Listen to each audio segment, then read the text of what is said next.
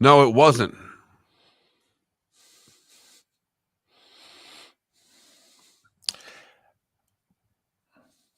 Controversial anthem. I for the life of me, I don't get how it's controversial. She's saying it was well over. I agree. There's nothing controversial about it. She's saying it's 100 in like 95 seconds. Right. When she first sang "Hold the Brave," it was like I had it at $1.28.5. Right. It was If she stopped, but then she did "Home of the Brave" slowly again, and it took it to 1:35.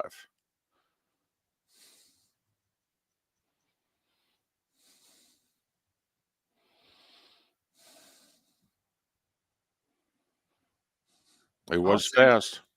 I'll say what an ending, Johnny Finger Lakes. I won't say what a game. For 2 hours, it was largely boring to me. First half was terrible.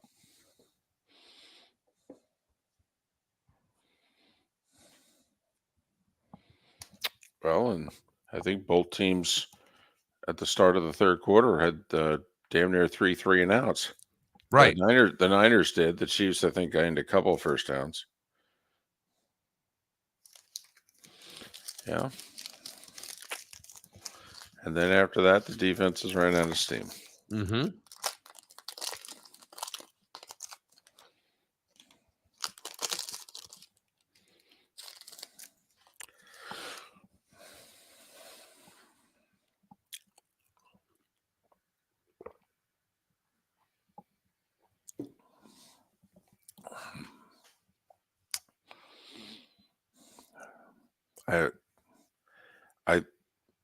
I really hated I muted Romo at times. I'm just really good at tuning it out. I just don't even listen, David. God, shut up and stop selling the game. You don't have to sell the game to us. This isn't like spring football, and you're trying to tell us how good it is. Well, overtime killed like the Chiefs' penalties under 5.5. They were 5 going into overtime. The holding call on Snead made it 6.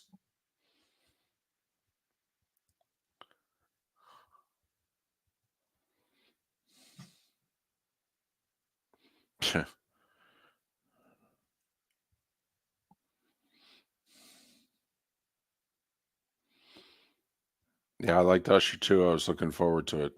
It didn't do anything really for me. Here we go.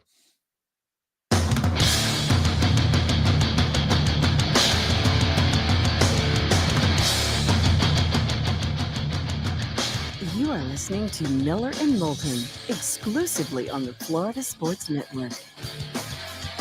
And now here's Mark Miller and David Moulton. Top of the morning to you. On this Super Bowl Monday, we hope you enjoyed the game. How the heck are you? Miller and Moulton, the Florida Sports Network, floridasportsnetwork.com. Thanks so much for being with us. A dynasty, back to back. Who knows how many he and they are going to win? Chiefs do it again. At the Niners' expense. Again. Longest Super Bowl in history. Will probably be the highest rated Super Bowl in history.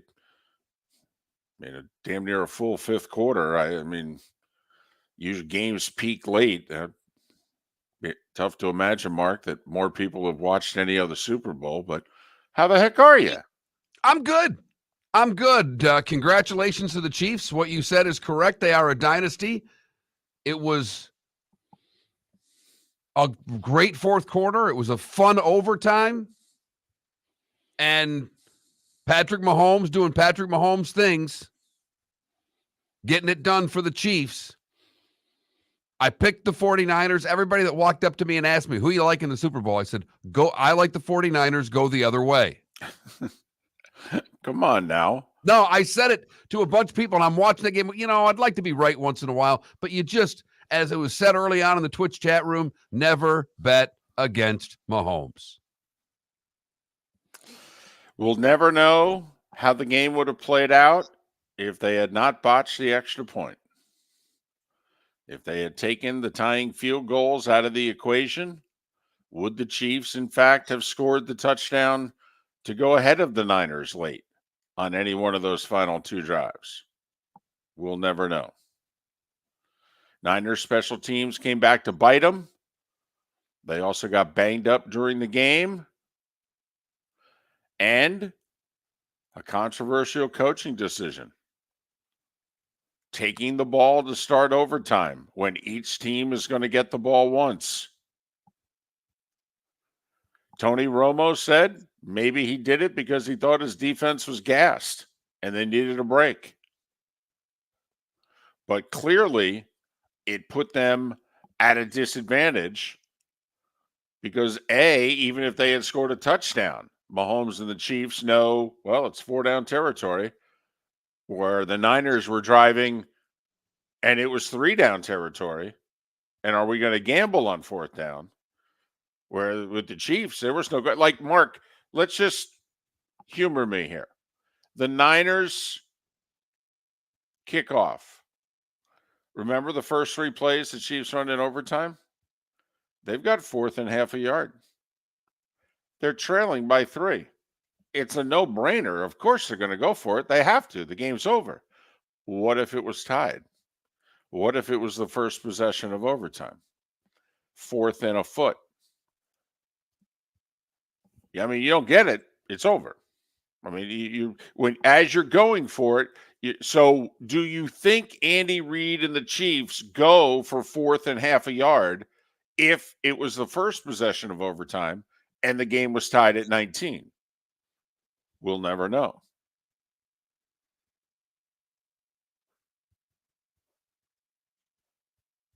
I was stunned they took the ball based on the way the game had been going. But to Tony Romo's point, defenses are gassed. Do you want to give them a break or do you want to just put them out there so you know how you're going to play in your offense? And to me, knowing is everything at that point of the game. You have all the information. And he chose to take the ball and give Andy Reid all the information. Mm-hmm. Also, and listen, the point, there's no doubt that the Niners defense, both defenses were tired. Everybody was tired at the end of the Super Bowl. But they had a good 5 minutes of real time in between the Chiefs' drive to kick the field goal. Because remember, then the Chiefs had to kick off with 3 seconds to go. The Niners had to kneel down. Then we went to overtime. First we went to commercial. Then we coin toss. I mean, it was 5 minutes before the Chiefs kicked off. A good 5 actual minutes. I mean, at that stage of the game, is the Niners defense going to get untired? Or are they pretty much a fighter in the late rounds? So, that'll be Kyle Shanahan. Listen, when you're on the losing end of a close Super Bowl, everything you do gets questioned. And also the fact that he was a part of 2 other Super Bowls where he was calling plays for teams that had double-digit fourth quarter leads and lost. And now he's being criticized because they had a double-digit late second quarter lead and lost. I think it's a little unfair. But you can question him taking the ball to start overtime.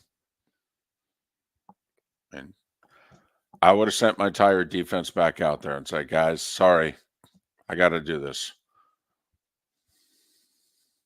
Suck it up, hold them to 3. We can win this thing. Yep. But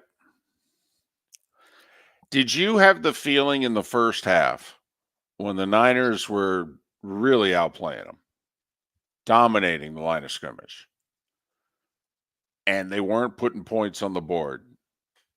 Did you have a feeling as it was playing out going, yeah, this is going to come back and haunt them? They should be up bigger than this. Like when it was 10-3 at the half, I got to admit, that felt like a 17-3 first half to me. It really did. And I don't know if I don't think I said it out loud that they were going to come back and get them, but they left points on the board in the first half. I mean, that first drive, first 4 plays of the game, 48 yards. And then McCaffrey fumbles. Now, I know that the Chiefs then fumbled inside the 10 also, but, we're talking about the Niners here. I mean, they were just carving up the Chiefs that first drive. And the Chiefs were doing nothing. There's 4 minutes to go in the first half, and you're having trouble remembering Chiefs' first downs. But that's where I thought, because we had seen this game play out 4 years earlier. I mean, Niners had a 20-10 lead going to the fourth. And I'm thinking to myself, man, you gotta get the Chiefs in a hole. They put that graphic, for what it's worth, by the way, I thought CBS graphics were great. And they had a new graphics package. It looked different. I love their graphics. I thought they did a great job not overloading us with information. And the graphics were very pertinent. And, when they pointed out that, Mahomes trailing in the playoffs, he's 5-1. I mean, that was just kind of letting us know second quarter. Most teams, this is a real problem. This team gets their attention. Thought they had to get them by more than 10. Even at 10-0, I thought the next score was huge. And obviously Kansas City getting the field goal, getting the ball to start the second half, you're like, okay, it's a one-score game. And I thought Kansas City had to figure out a way to get one more score in that first half, and they couldn't do it. Also, why did Kyle Shanahan not use his timeouts on defense in the final minute of that first half? I don't understand that at all. I mean, could have gotten the ball back with at least 40 seconds left and 1 or 2 timeouts. I didn't understand that at all. It was kind of like, whatever they do here, 3 or 7, I'm good with it. We'll take the lead into the locker room. Playing Mahomes and the Chiefs, man. Points, you might want to try to get as many points as you can. Just saying. Plus, the way those kickers were kicking the ball, I mean, damn near every kickoff went through the uprights. I mean, they both made their 50-plus yard field goals. Butker made his from 57 off a bad snap. It was a Tiger 2-iron, through the uprights. But the other guy, man, he was crushing the ball, at least until the extra point. Extra point and a botched punt return. Can't have multiple mistakes on special teams. No, that's 8 points. That's 8 points that the Niners special teams gave the Chiefs. Probably the difference in the game. But how about them Chiefs, huh? What's this, the worst team they've had in their last 6 years? They've gone to 6 straight AFC championship games. Can we argue? It's certainly their worst offense. I mean, my goodness.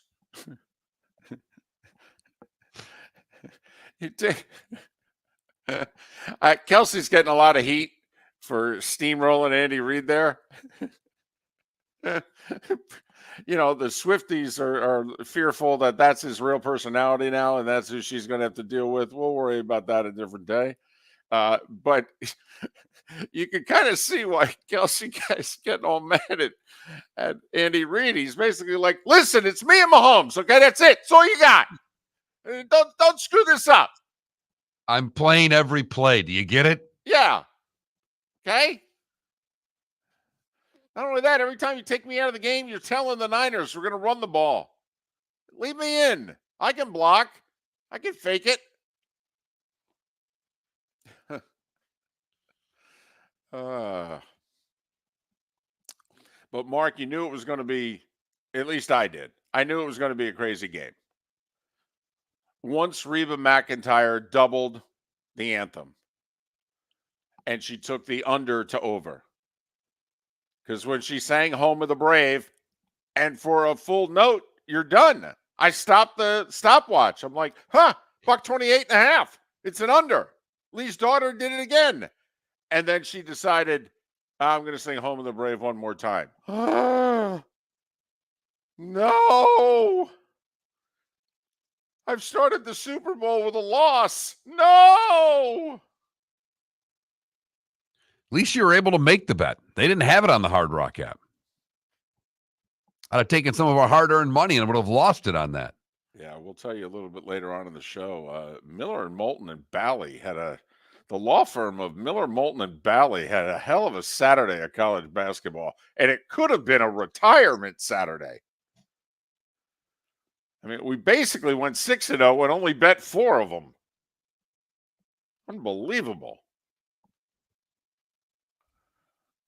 So, a lot to discuss on this Super Bowl Monday. Maybe one of these days, today will be President's Day. You know, they'll do the Super Bowl and then right into a national holiday. No? Miller and Moulton, Florida Sports Network. Mark Miller for Molly Maid. Why Molly Maid, you ask? Trust. Moulton was a customer for 15 years. Affordability. Didn't I just say Moulton was a customer for 15 years? Worry-free services. Our professional house cleaners are fully insured and a 24-hour warranty. Call Molly Maids today at 239-774-5839. That's 239-774-5839 or online at mollymaid.com/FTMYERS. That's mollymaid.com/FTMYERS. Visit Jason and Todd at the Diamond District. Do you remember your first kiss? How about your first date? I'll bet you can recall that first Valentine's Day you were together. Or maybe that'll be this year.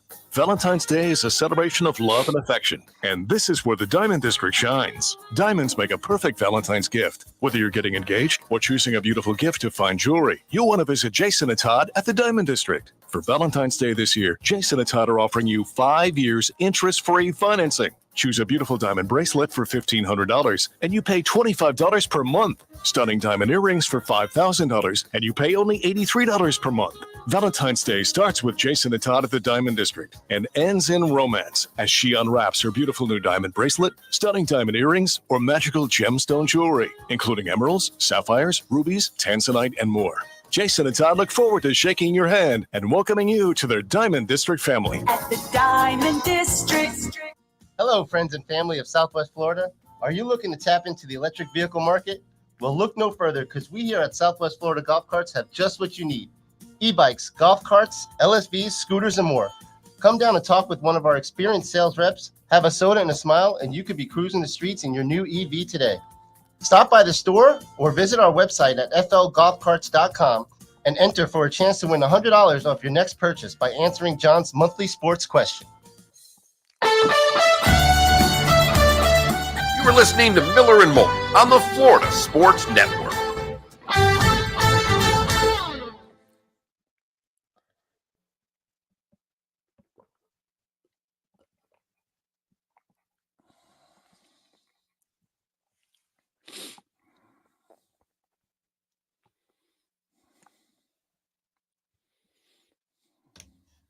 Mark, did you get to watch Sparty on Saturday? Yes. Great win. Yes, it was. Very impressive. Down 7 with 6 minutes left. Didn't flinch. So, how the hell did they score? What was it, 88? I mean, Yeah. for Michigan State, that's a week. Oh, I know. Threes were falling. They had my benchmark is usually when Hogard, number 11, when he's hitting threes, you're having a good day. He's not a great shooter.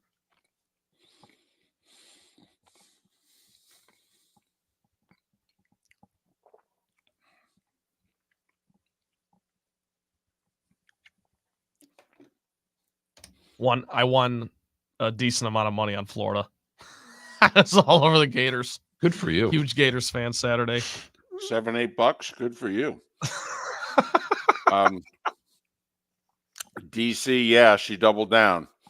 She said, in the home of the brave, stop, and then did it again. So the anthem went over, guys. Now, there was one casino or service that paid both ends of it. BetMGM. Bet MGM. They paid both ends.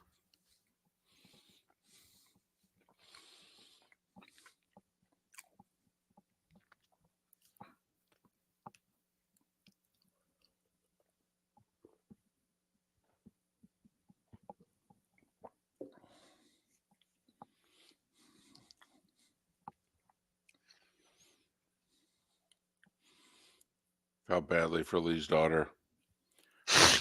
Her scouting was right on the note she started with, and she was. I mean, she was Yeah, I mean, flying it to was. that anthem. I know it was looking, David. I was timing it too. Yep. Oh, yeah. Well, I think we all were. And because I told all my friends about the little inside track info I had with Lee's daughter, I was getting texts out the wazoo right after it ended. What was it? Was that over? Was it under? And I was just like, oh God. Well, I sorry, didn't guys. explain the full context. Yeah, I was like, well, She double clutched us. She screwed us. yeah, blame it on Reba.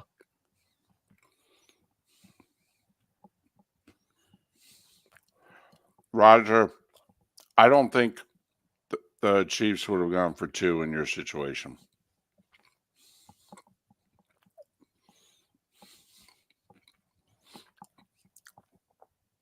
She didn't mess it up.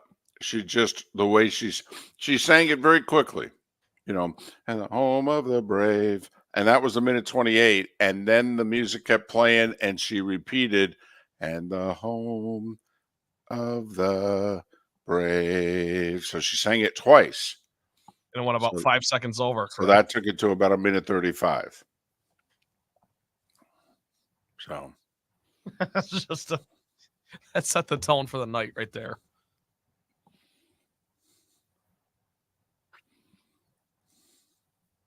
Any commercials stick out to you? oh yeah, I made notes. That's what I should have done. My daughter was creeped out by the Kennedy ad. I mean, not that it was put. She's what? This is weird. This is creepy. Just thought the whole ad was creepy. Which is funny because that's what some people say about him. But come on, that's a joke. I like the David Schwimmer, Jennifer Aniston, Uber Eats. That was pretty good. I thought the Duncan one. I mean, it was the best. Yeah, but I thought the second Gronk ad that they had ready with him losing and paying tribute to Carl Weathers was really cool. That was awesome. Yeah. They had to rework that ad. No kidding. Yeah. There was a lot into that, Apparently he was a big part of that ad and they had to quickly edit it. Okay, here we go.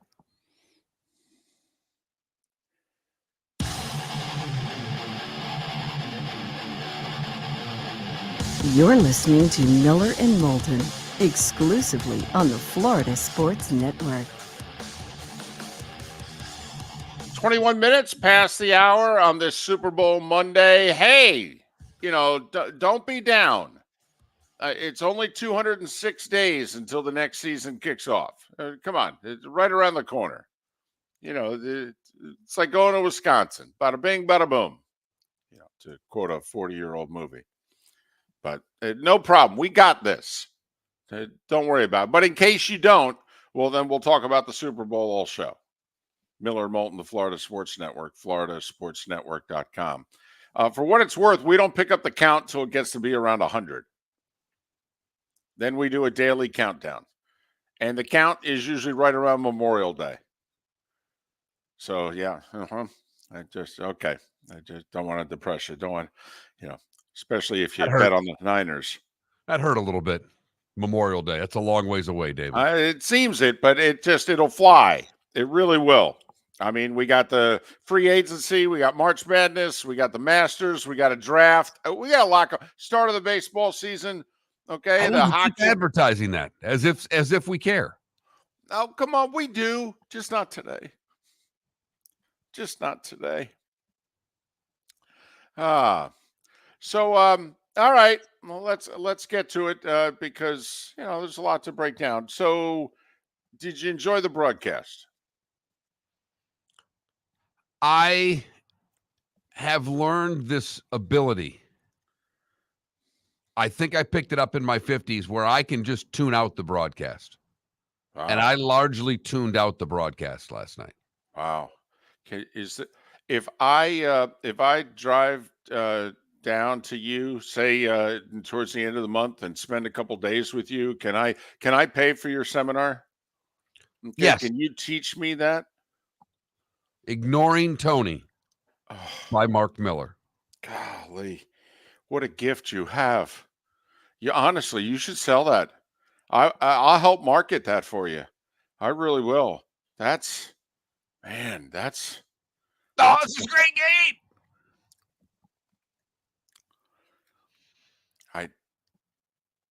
I couldn't believe that he wouldn't shut up after they scored the game-winning touchdown. Shut up, shut up, shut up. Ugh. There are broadcast teams I know where if the analyst had done that, the play-by-play guy would have punched him in the middle of it. Friend of mine's a giant Cowboys fan. Okay. So I've never really asked him point blank if he likes Tony Romo. I just assume that he loves Tony Romo. Sure. He is a diehard Cowboys fan. And there was a text chain going around with us last night that the Cowboys fan said, I get it's literally his job to talk, but Romo talks way too much. That's from a Cowboys fan. Right. Yeah, he's not my cup of tea, and I normally don't watch his broadcasts and listen as intently as I felt like I had to, because it's the Super Bowl and we're going to talk about it for an entire show, basically. So, and I take notes during the Super Bowl because I write down the commercials, not the average ones that, we're not going to remember or therefore want to talk about. But if a commercial's good, like I think, it's not bad. Okay, I'll write it down. If a commercial's, man, that was creepy. That was awkward.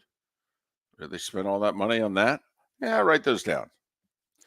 So there are 3 different times here on my sheet. And I also write down the scores after every quarter. I did have a question. So does the 9-9 square at the end of regulation, does that make anybody any money? Well, in every score, that pays off for every score it would, but right. I've never seen a board that paid off first quarter, second quarter, third quarter, fourth quarter, and final score. It's first quarter, second quarter, third quarter, final score. I understand, but that's because we've only had one other Super Bowl go to overtime. So I'm just wondering, there are a couple of things that I wonder will come from this game. Will changes be made? One of them is with 2 of them are betting.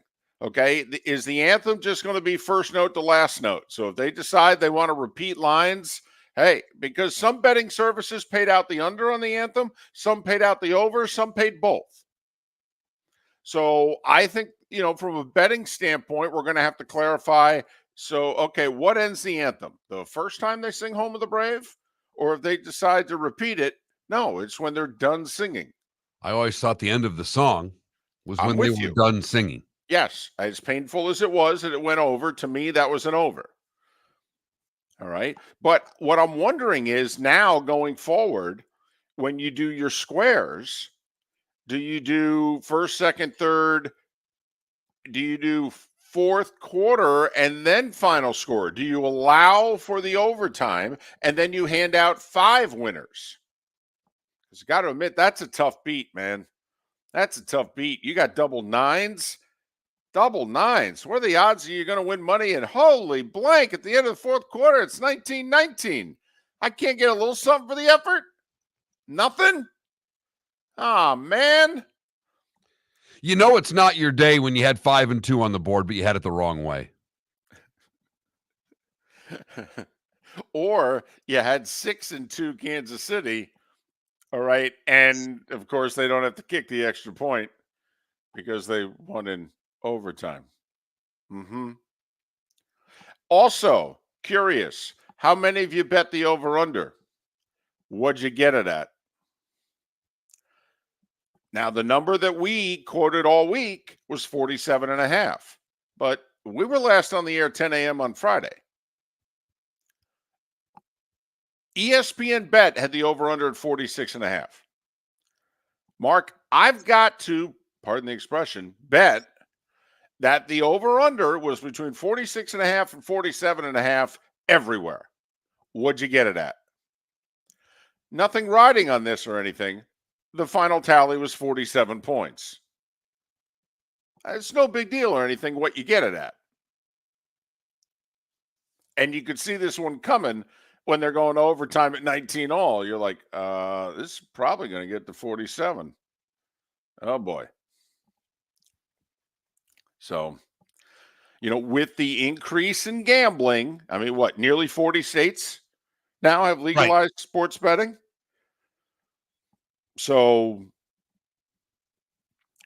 and obviously, there's a few shekels bet on this game, legally and otherwise. I'm just wondering if now going forward, we're going to have to clarify a few things. That's all. And you're probably right that we will. But I have written down 4 different times on because I have a big yellow notepad, the big one. Biggest one you can buy. And I'm taking notes. 4 different times I wrote down on the notepad, shut up. I don't do that about any other sportscaster. And I know some people don't like the guys that I work for. I get it. This is just personal preference. Shut up. God. Man. I don't know. I actually flipped over for a couple plays to Nickelodeon. Did you really? Yeah, I did. I was just like, I need a break. I got to watch, but I need a break. Was that Burleson? Who was doing Nickelodeon? Yeah. And I'm shocked it's Noah Eagle because he left CBS to go to NBC for the Big Ten Network. And somehow he worked it out in his contract. He gets to do the Nickelodeon broadcast because Ian Eagle was doing the international feed. Do you know there was a whole separate feed just for Australia? Fowler, Orlovsky, Reddick, and our buddy John Perry broadcast the game to Australia. That whole thing fascinates me. How many different broadcasts there were of the game? Right. You've got the Armed Forces radio broadcast. I mean, then you get the national radio. Right. Local radio. Right. Then all the different television broadcasts. You got English, you got Spanish, you got a few other languages. I mean, how many of them are on site? How many of them are in a studio? Like our buddy John Perry.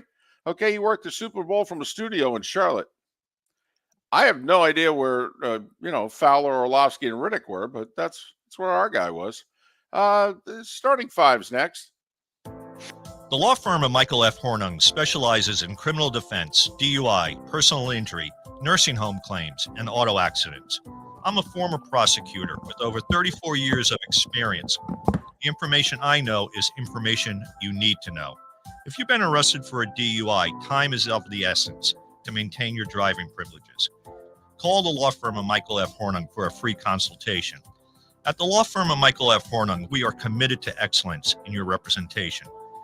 Being a local attorney with local knowledge is clutch to the success of your case. For over 30 years, we have successfully represented the citizens of Southwest Florida. For a free consultation, call 239-437-0095. That's 239-437-0095. Our offices are conveniently located in Fort Myers. Visit online at mfh-law.com. Visit Jason and Todd at the Diamond District. Do you remember your first kiss? How about your first date? I'll bet you can recall that first Valentine's Day you were together. Or maybe that'll be this year. Valentine's Day is a celebration of love and affection, and this is where the Diamond District shines. Diamonds make a perfect Valentine's gift. Whether you're getting engaged or choosing a beautiful gift to fine jewelry, you'll want to visit Jason and Todd at the Diamond District. For Valentine's Day this year, Jason and Todd are offering you 5 years interest-free financing. Choose a beautiful diamond bracelet for $1,500, and you pay $25 per month. Stunning diamond earrings for $5,000, and you pay only $83 per month.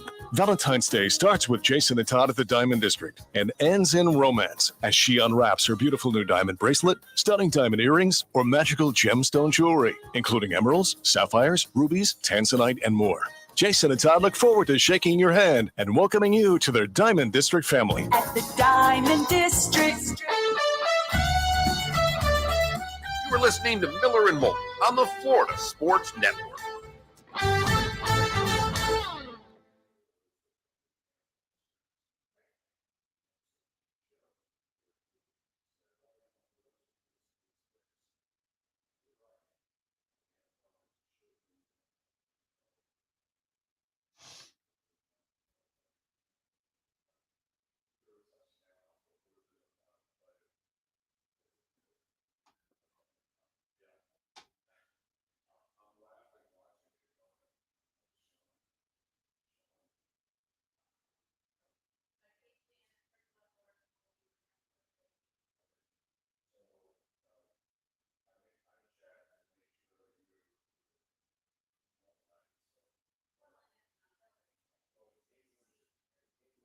If there's a segment in particular that you think should be clipped for best of next week, just let me know. Okay. Because Tom said I can get him to him anytime this week. So Perfect. I'll be a little bit of this, a little bit of that.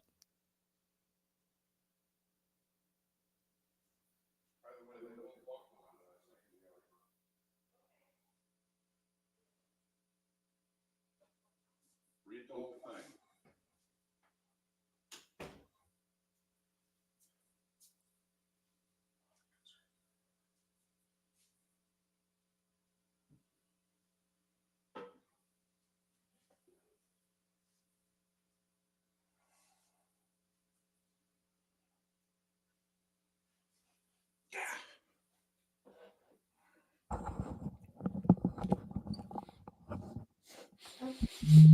Oh, man.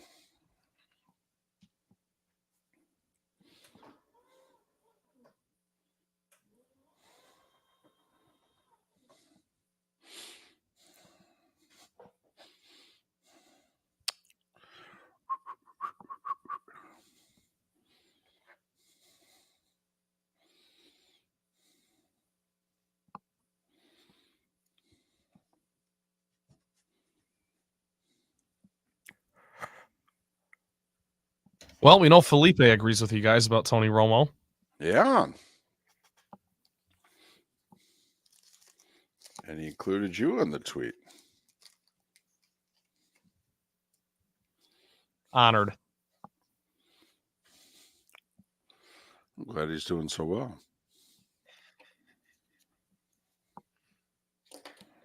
He's a fine young man.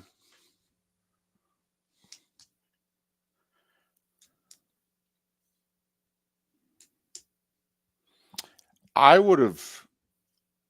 How many agreed with Andy Reid with 6 seconds to go in regulation to kick the tying field goal, or would you have run one more play? I agree with kicking it. You get sacked. I mean, there's things that can happen. In real time, I said kick it, but I do understand where you're coming from, because after I had some buddies that were beating the table for the other side. They were like, it should have taken one more shot. Because what was it, 6 seconds? 6 seconds. 6 seconds. Yeah, you can definitely get that off. And you had a timeout. And he had a timeout. I would have run a play.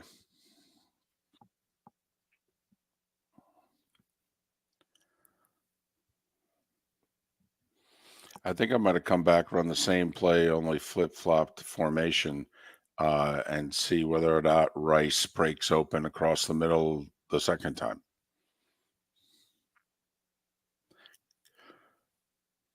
By the way, another prop bet that I won on was Marquez Valdez-Scantling touchdown.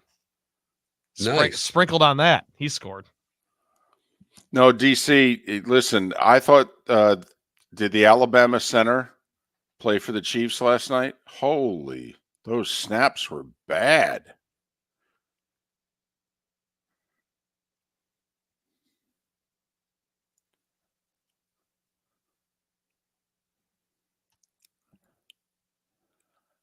And I'll bet Mahomes' back is killing him today just from all the bending down he had to do to field all the snaps.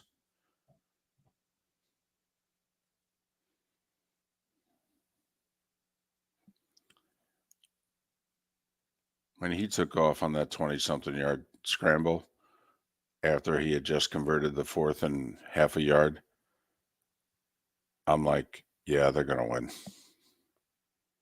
They ain't stopping him. He'll do this by himself if he has to. We are taking next Monday off, DC. Here we go.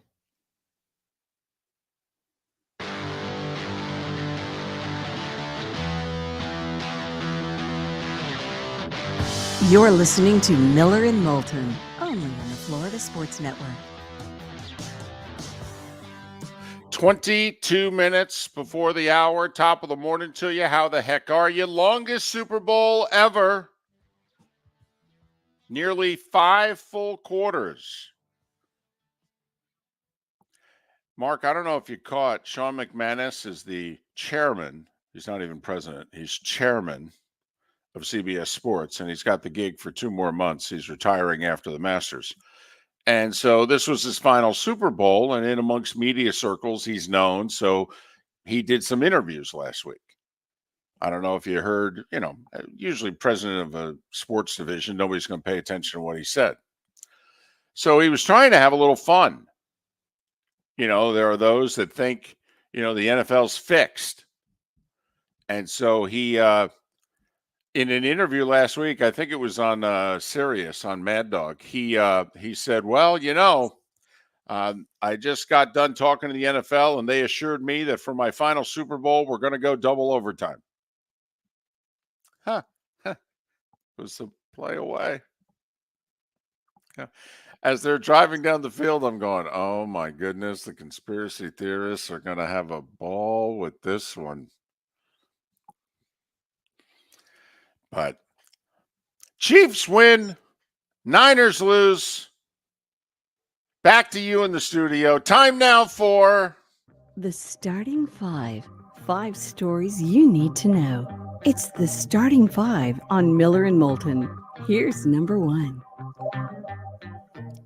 25-22 in overtime.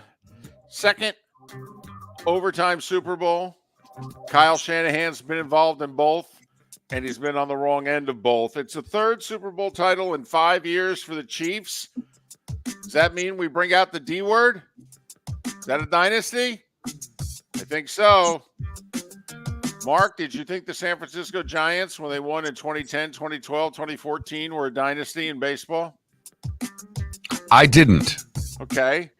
When the Blackhawks won their Stanley Cups in 2010, 2013, and 2015, did you think the Blackhawks were a dynasty? I did not. Okay, there you go. Mark is a tough one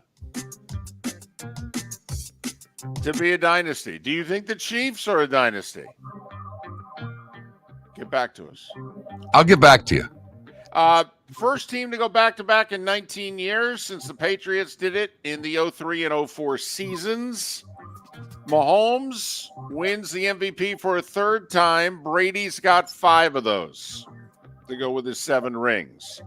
Mahomes 333 yards and 2 touchdowns passing. He also was the leading rusher in the game for the Chiefs with 66 yards. 399 total yards for Mahomes. And yet we all think the Niners defense played really well. Missed extra point and a muffed punt cost the Niners dearly. Why did the Niners take the ball to start overtime when the new rules are each team will get the ball once? So obviously the Niners were matriculating the ball down the field, operating on 3 downs, while the Chiefs knew what the scenario was going to be. Did they need points? If so, how many? And if they needed points, they knew they had 4 downs in which to get 10 yards. 49ers lost linebacker Dre Greenlaw to an Achilles injury running out onto the field. Does this end the turf grass controversy, by the way? Because he blew out his Achilles on a grass field under no stress whatsoever. Anyway, Kelsey, 9 catches, 93 yards. McCaffrey had 160 total yards, 80 rushing, 80 receiving. I thought the Chiefs did a good job on him as a tailback. They did a really good job on him as a tailback. I had people screaming for San Fran to run the ball more. And you and I don't talk during really big games. What do you think I was yelling at the TV in the third quarter? Run the ball. You have the lead, and you're not running the ball. Nope. What the heck? Why is that surprising to you? It's Kyle Shanahan. Because it was the third quarter. All right. Okay. He's done that in a few fourth quarters. It really did surprise me that he did it in the third quarter. I mean, 3 3-and-outs, 9 passing plays. You got to be kidding me. You're the Niners. Jawan Jennings, if they had won. He was the MVP. Okay, there you go. He threw a touchdown, caught a touchdown. Only Nick Foles in Super Bowl history had achieved that. 25-22 Chiefs in overtime. A couple other football notes, and they took place at various times from when we last signed off to us signing on now. Amazon's getting an NFL playoff game. Now, we don't know if Peacock's getting another one either, but maybe they're just saying, we threw Peacock a bone 1 year. Well, Amazon, we'll take your money the next. But clearly, the NFL, full steam ahead with streaming. So there. Now, we'll see who calls that NFL playoff game. To be honest with you, there are lots of noise out there that Al and Kirk will not be the Amazon team for next year. We'll see. The Eagles gave Hassan Reddick permission to go seek a trade, the 29-year-old defensive end who's had double-digit sacks each of the last 2 years.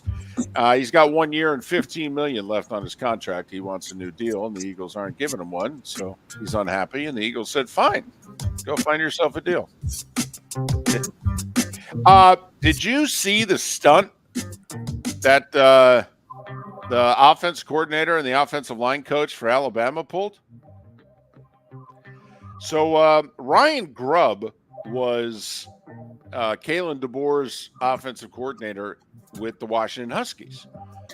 Now, he wanted the Washington job. They obviously didn't give it to him. So he followed DeBoer to Alabama.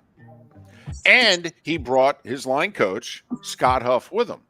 Remember, Washington's offensive line won the Joe Moore Award as the best offensive line in the country. And for what it's worth, of all the college awards that are voted on, I don't know if there's the voting group that takes their vote more seriously than the Joe Moore Award.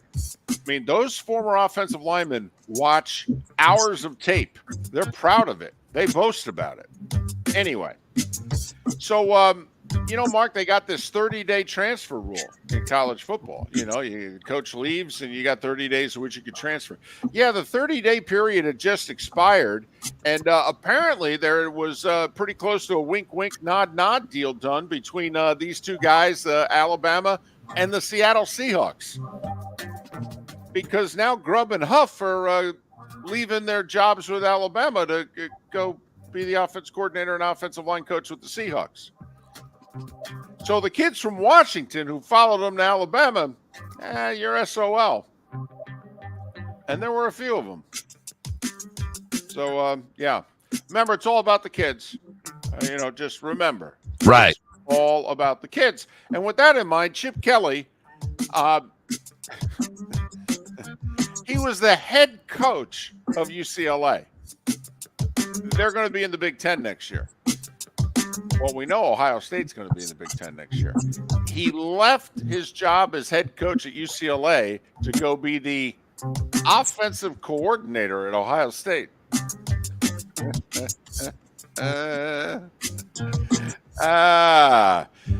Are we sure that it just means more applies to the SEC, or are we sure that Ohio State's not trying to claim that slogan?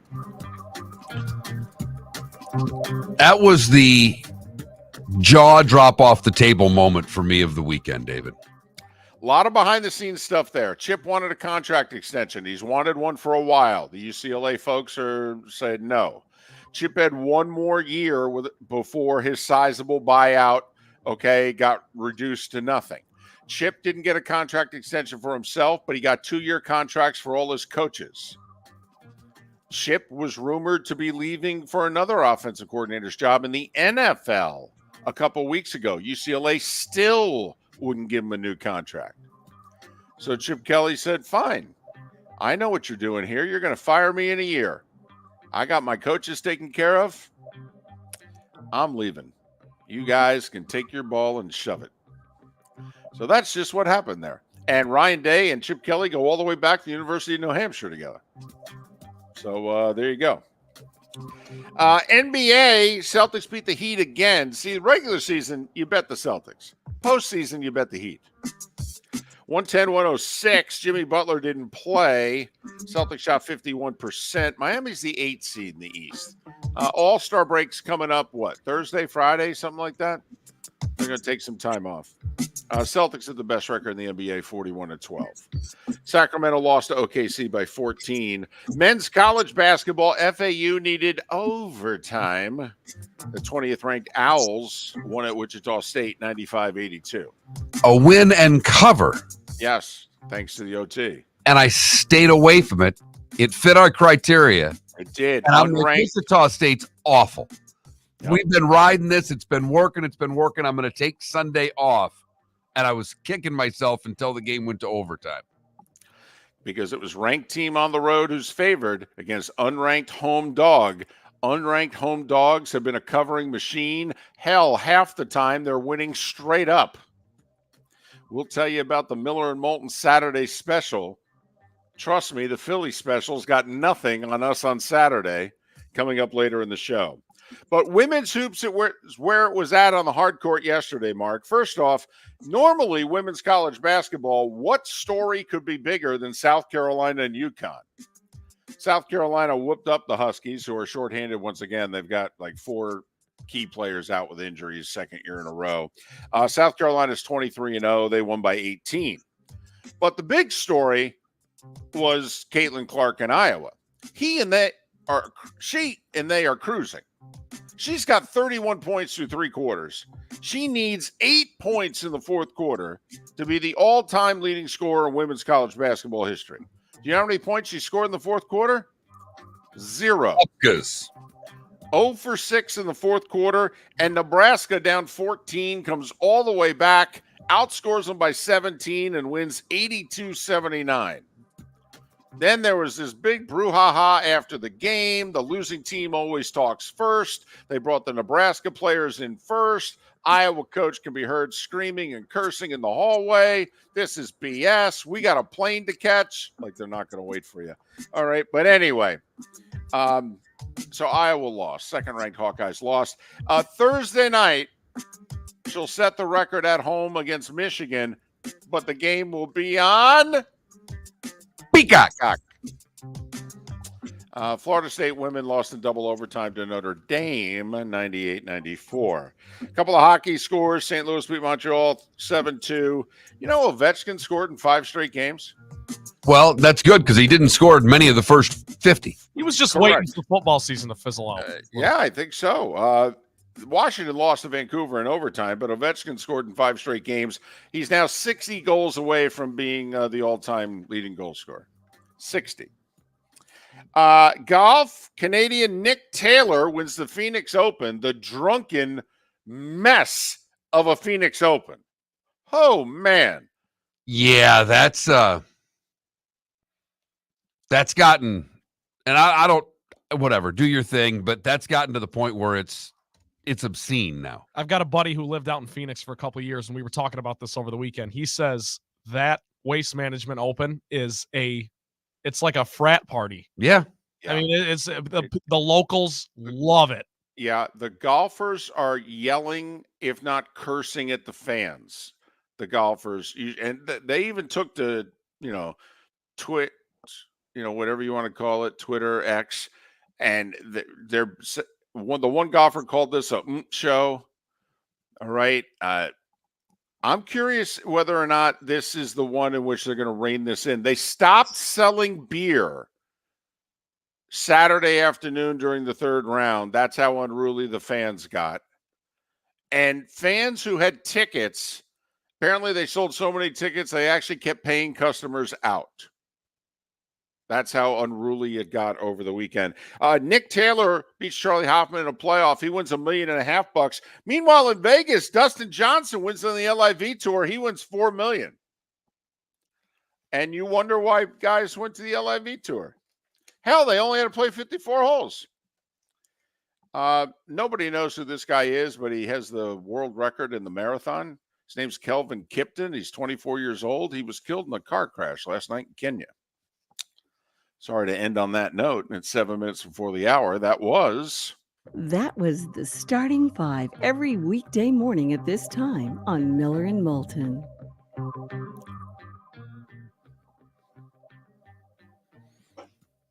So there you go. I think the Waste Management Phoenix Open, well, first off, it lived up to its name this weekend.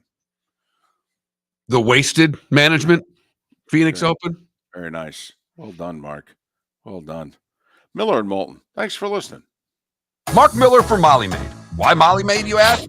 Trust. Moulton was a customer for 15 years. Affordability. Didn't I just say Moulton was a customer for 15 years? Worry-free services. Our professional house cleaners are fully insured and a 24-hour warranty. Call Molly Maids today at 239-774-5839. That's 239-774-5839 or online at mollymaid.com/FTMYERS. That's mollymaid.com/FTMYERS. The law firm of Michael F. Hornung has successfully represented the citizens of Southwest Florida for over 30 years. As a former prosecutor, the information I know is information you need to know. If you've been arrested for a DUI, a criminal matter, or involved in an auto accident, call the law firm of Michael F. Hornung. I'm a local attorney with local knowledge to assist you through the process. For a free consultation, call 239-437-0095. That's 239-437-0095. Offices in Fort Worth. Visit Jason and Todd at the Diamond District. Do you remember your first kiss? How about your first date? I'll bet you can recall that first Valentine's Day you were together. Or maybe that'll be this year.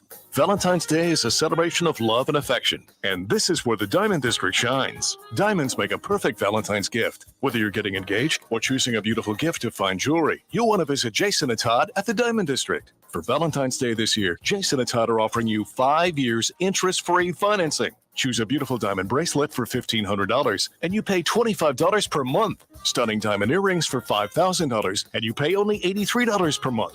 Valentine's Day starts with Jason and Todd at the Diamond District and ends in romance as she unwraps her beautiful new diamond bracelet, stunning diamond earrings, or magical gemstone jewelry, including emeralds, sapphires, rubies, tanzanite, and more.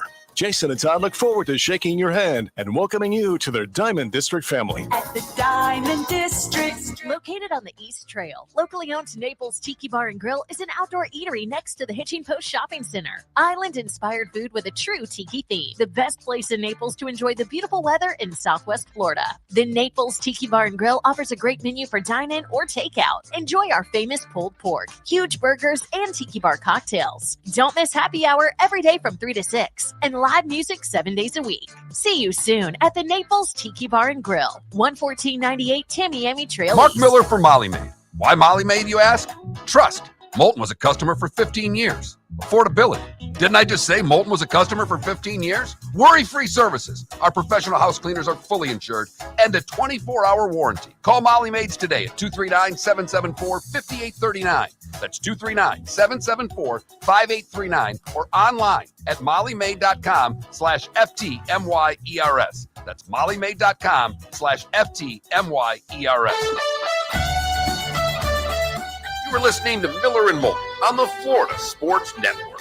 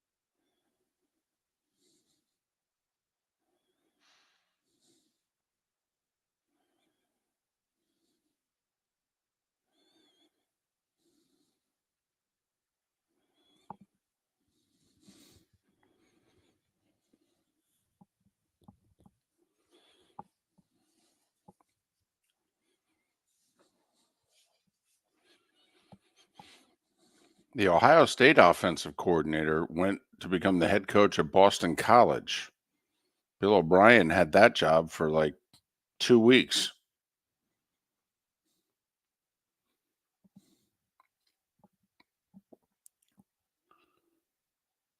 Apparently, though, the one quarterback who transferred to Ohio State, O'Brien had been involved in his recruiting.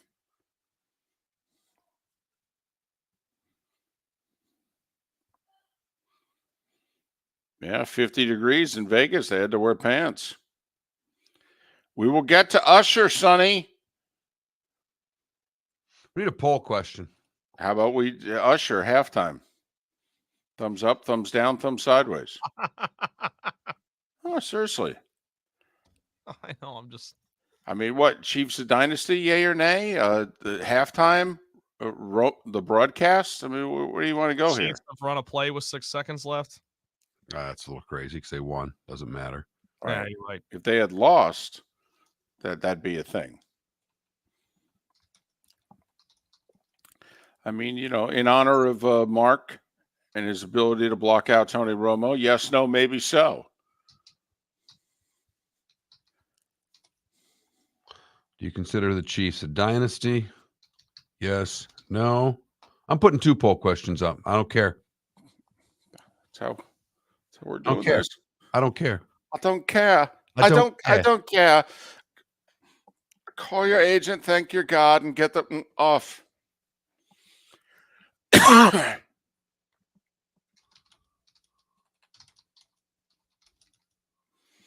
Sonny, I don't know how you two do it. Golly.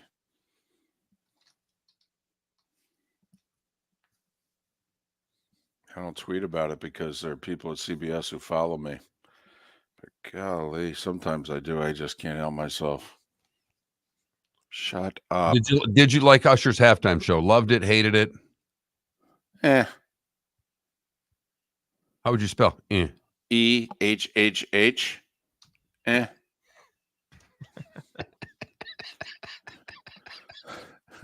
I think we know what the results are going to be on that, right? Why?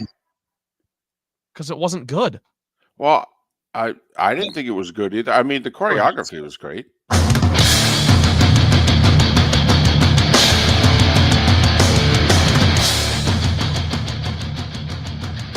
You are listening to Miller and Moulton, exclusively on the Florida Sports Network. And now here's Mark Miller and David Moulton. Hour 2 of Miller and Moulton on this Super Bowl Monday. Trent Valley and the play of the day coming up in about 20 minutes. All right, let's get into the broadcast. Let's put the Romo to the side for a second. So, first off, when did you start watching? Trent, feel free to chime in here, by the way. So, at 6:39 was kickoff. When did you start watching? I think I put CBS on between 4:30 and 5. I watched Caitlin Clark. Okay. I watched the Iowa game. I watched the FAU game, and then I watched Caitlin Clark in Nebraska come back and beat she in Iowa. So about 4:30, I think I threw it on. By the way, quick sidebar. Did you watch any of the Phoenix Open, which was on NBC, by the way? It was on NBC till like 8 o'clock. I mean, it went 2 holes into a playoff, and they were jamming in a round and a half in the same day. I mean, they actually were on the air for most of the first half of the Super Bowl. Yeah, I didn't watch a shot of the Phoenix Open Thursday through Sunday. I'll start watching golf now. Okay. But it didn't even register to put it on. All right. Were you paying attention between 4:30 and 5, or was it just on? It was just on. Okay. When did you start paying attention? Probably about 5:30. They put the countdown. It was like 1:09 to kick off. Where I'm like, all right, we got an hour. Let's start. All right, Trent. When did you stop talking and being nice to your family? Okay, and when did you say, listen, I got to watch this? It's hard to think of the time. It was after the FAU game because I watched the Okay. FAU game and then I switched over to CBS. Gotcha. Probably Okay, about so 4 you or guys 5. were in. The reason I asked is I wanted to know, did you see the Sinatra My Way Open right at 6:00? I did not. Wow. It took like 5 minutes too. It was their big pre-produced thing. It's kind of like what we do before Army Navy. In fact, the guy who produced that is the one who produces our Army Navy Opens. He's the same guy. David, I heard it and looked up, but I was in the middle of making chicken wings at that portion of my night, Okay. and chicken wings outrank any portion of a pregame show ever. Okay. All right. Fair enough. I mean, even Sinatra, though, obviously, I'm a Jersey guy. He was from Hoboken. I'm big on Old Blue Eyes. I heard Old Blue Eyes. My head snapped around like, oh, we're doing this? We're going there? My wife was looking at me like, are you serious? They take this seriously? I'm like, yeah. All right. This is more important than, like a school shooting. Yes. Okay. This is the Super Bowl. Okay. All that other stuff we just offer thoughts and prayers to. This is important. Yes. So I love the Sinatra My Way Open. Don't know how people felt about it. I didn't even know this was a thing, David. I'm gonna have to look it up because I love that song, and I wouldn't say I'm a Sinatra fan, but I like him. So if you didn't see it or you weren't really paying attention, they start with Old Blue Eyes, and you're like, oh, what are they doing here? And then they start, the individual people involved at both teams, but also what they did a lot of was they brought family members in.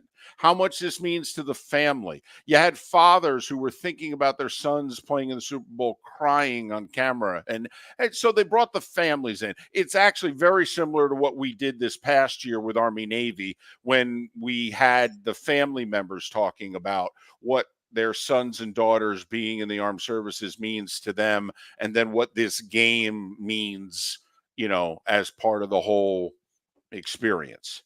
Okay. Obviously, I really liked it. I mean, you put Old Blue Eyes on the screen, I'm in. I'm an easy vote there. Okay, commercials.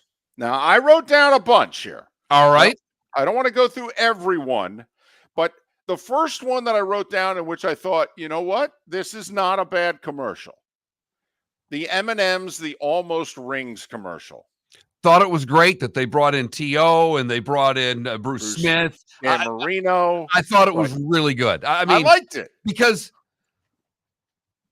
players don't like to be put in scenarios where they look bad. Right. And Right. for the players to have a little self-deprecation, right, I thought was fantastic. So the M&M's Almost Ring commercial. I don't know if it's a medalist. I think it's in serious contention to sneak in and get the bronze. I do. I liked it that much. Yeah, I'm not giving it. I'm giving it a good performance, David. But I can think of 3 that I clearly liked better. Great premise, though. Great premise. It was something original that hasn't been done before. Okay, the first commercial that Brady was in with Vince Vaughn, the Bet MGM one. Everybody wins except Brady. What do we think? Loved it. Okay. Loved it. Gotcha. The Pringles ad with Chris Pratt.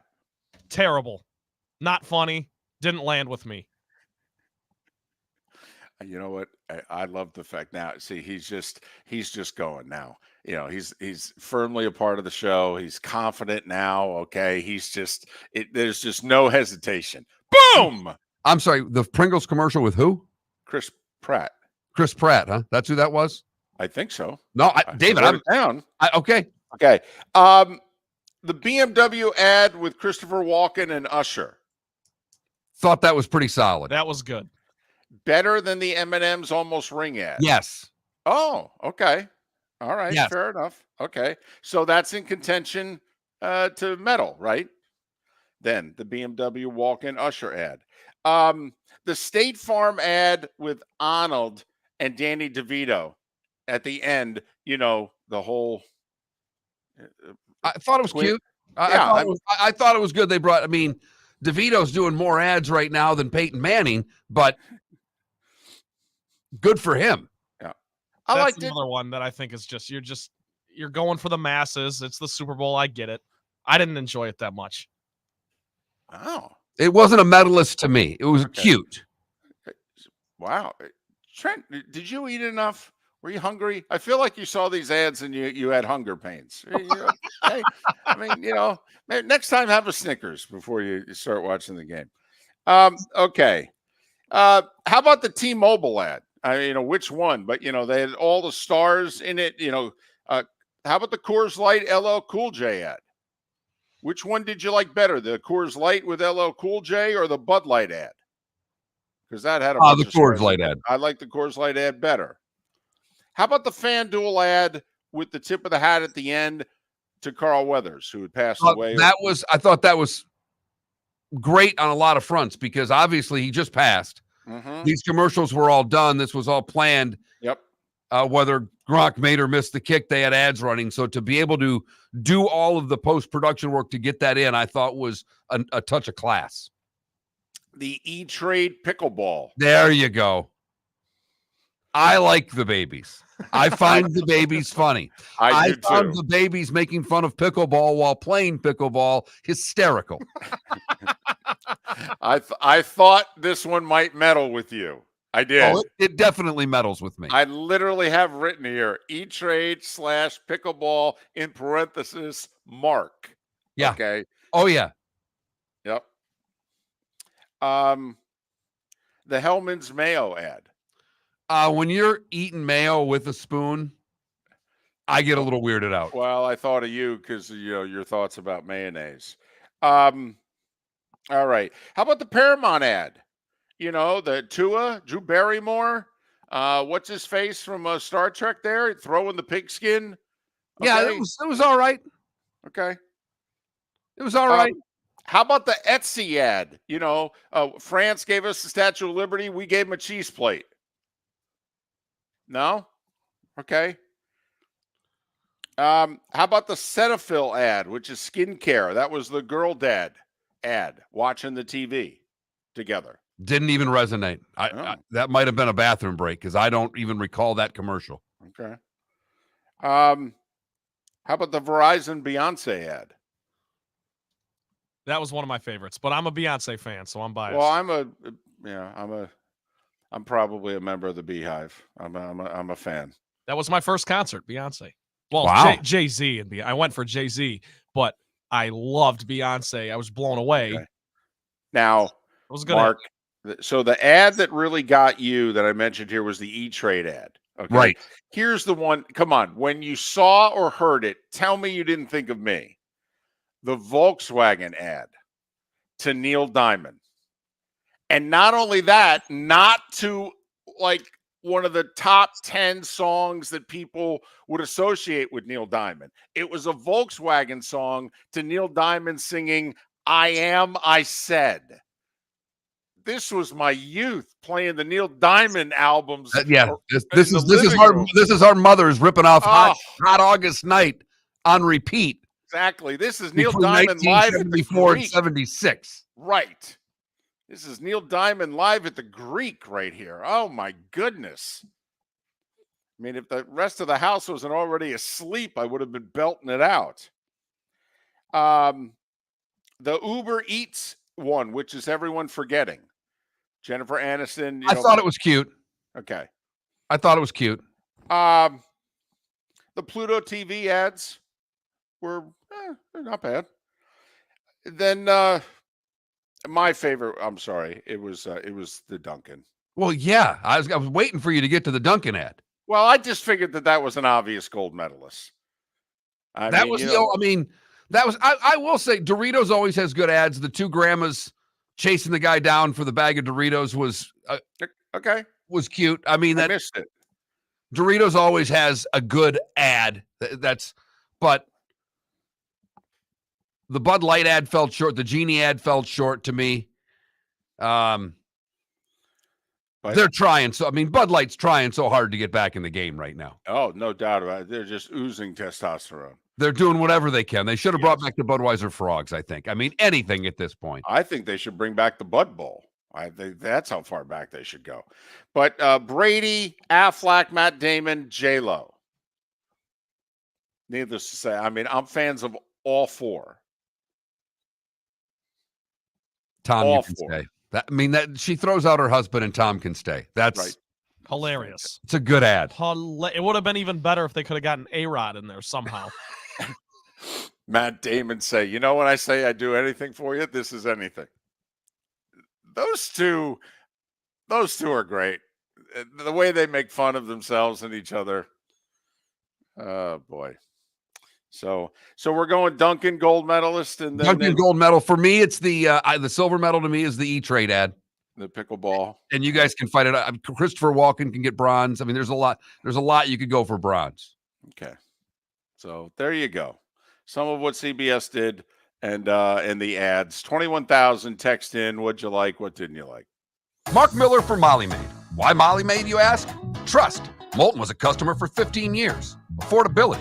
Didn't I just say Moulton was a customer for 15 years? Worry-free services. Our professional house cleaners are fully insured and a 24-hour warranty. Call Molly Maids today at 239-774-5839. That's 239-774-5839 or online at mollymaid.com/FTMYERS. That's mollymaid.com/FTMYERS. The law firm of Michael F. Hornung has successfully represented the citizens of Southwest Florida for over 30 years. As a former prosecutor, the information I know is information you need to know.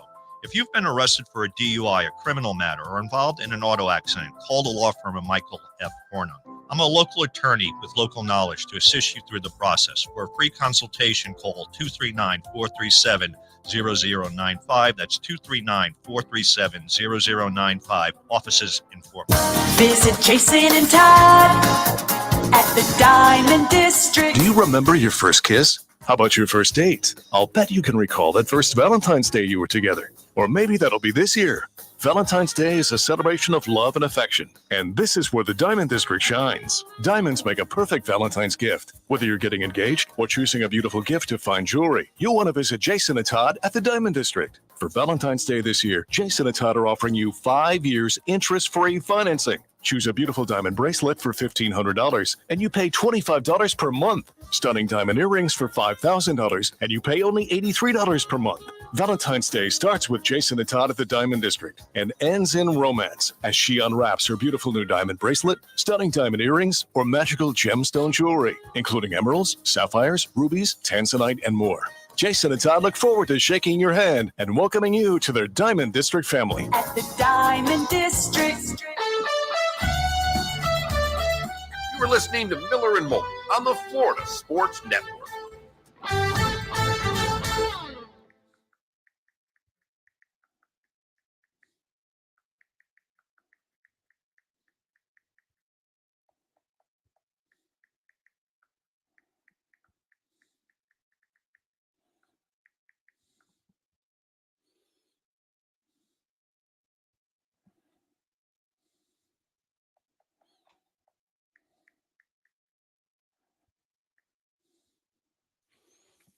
Usher had what? Alicia Keys, Ludacris. Who else did he? Lil Jon for the Yeah song. And then Lil Jon also did his Get Low to the window. I thought it ended on a pretty decent. I thought it ended great. I thought the roller skating thing was actually really cool. They just didn't grab you. And yeah, I thought they did. I mean, I thought the theatrics of the first song, and I didn't know what the song was. So this is not my genre. I'm not an R&B guy. A little bit of a problem, you know. I mean, this is Yeah, Vegas. This is Vegas. They should have went. I'm the wrong guy to ask because I'm not a pop music guy. So yeah. I like Usher. My favorite Usher song is "Scream." He didn't play that one or sing it, whatever. I know my wife liked Usher a lot. Yeah. My buddies' wives liked Usher a lot. So to me, the halftime show was an incredible success. When I get texts saying my wife would leave me for Usher right now. I'm not. I mean, who are they trying to sell to? I saw an interview that he did in which he said he had given up all sugar and alcohol for like the last 4 months. He's 45 years old. How good did he look?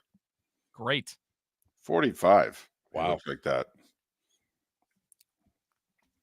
Wow. I didn't realize until the interview that apparently he's had a residency out in Vegas. He's done over 100 shows there.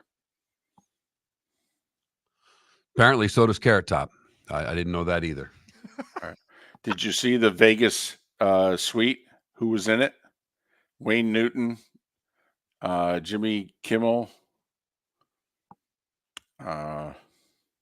Carrot Top. I'm trying to think when they panned it.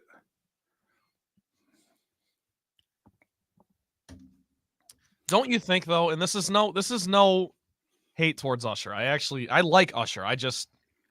The bar was kind of high from the last couple years, right? For the halftime show, I thought at least. So you don't think he equaled Rihanna from last year? No, I thought Rihanna, the show Rihanna did was better. The show The Weeknd did was better. The show that Snoop Dogg, Dr. Dre.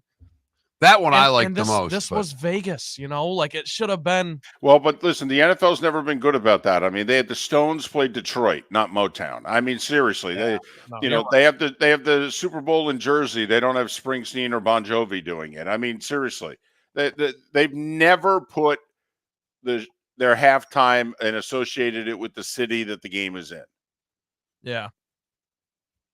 No, that's a good point. I don't know. And I thought he did fine. It was fine.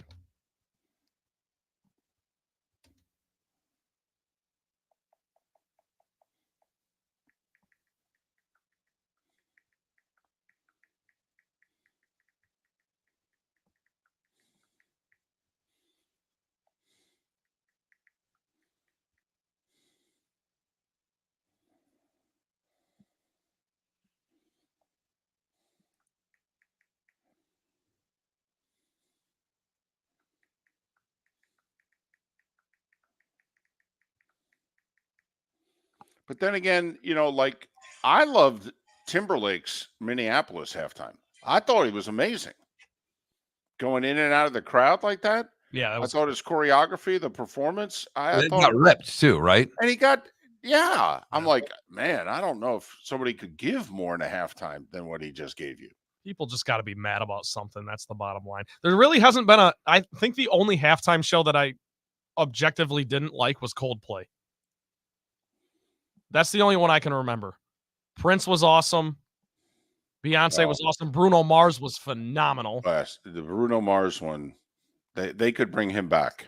And they brought Beyonce out for that too. I mean, that was a huge one. Lady Gaga was cool.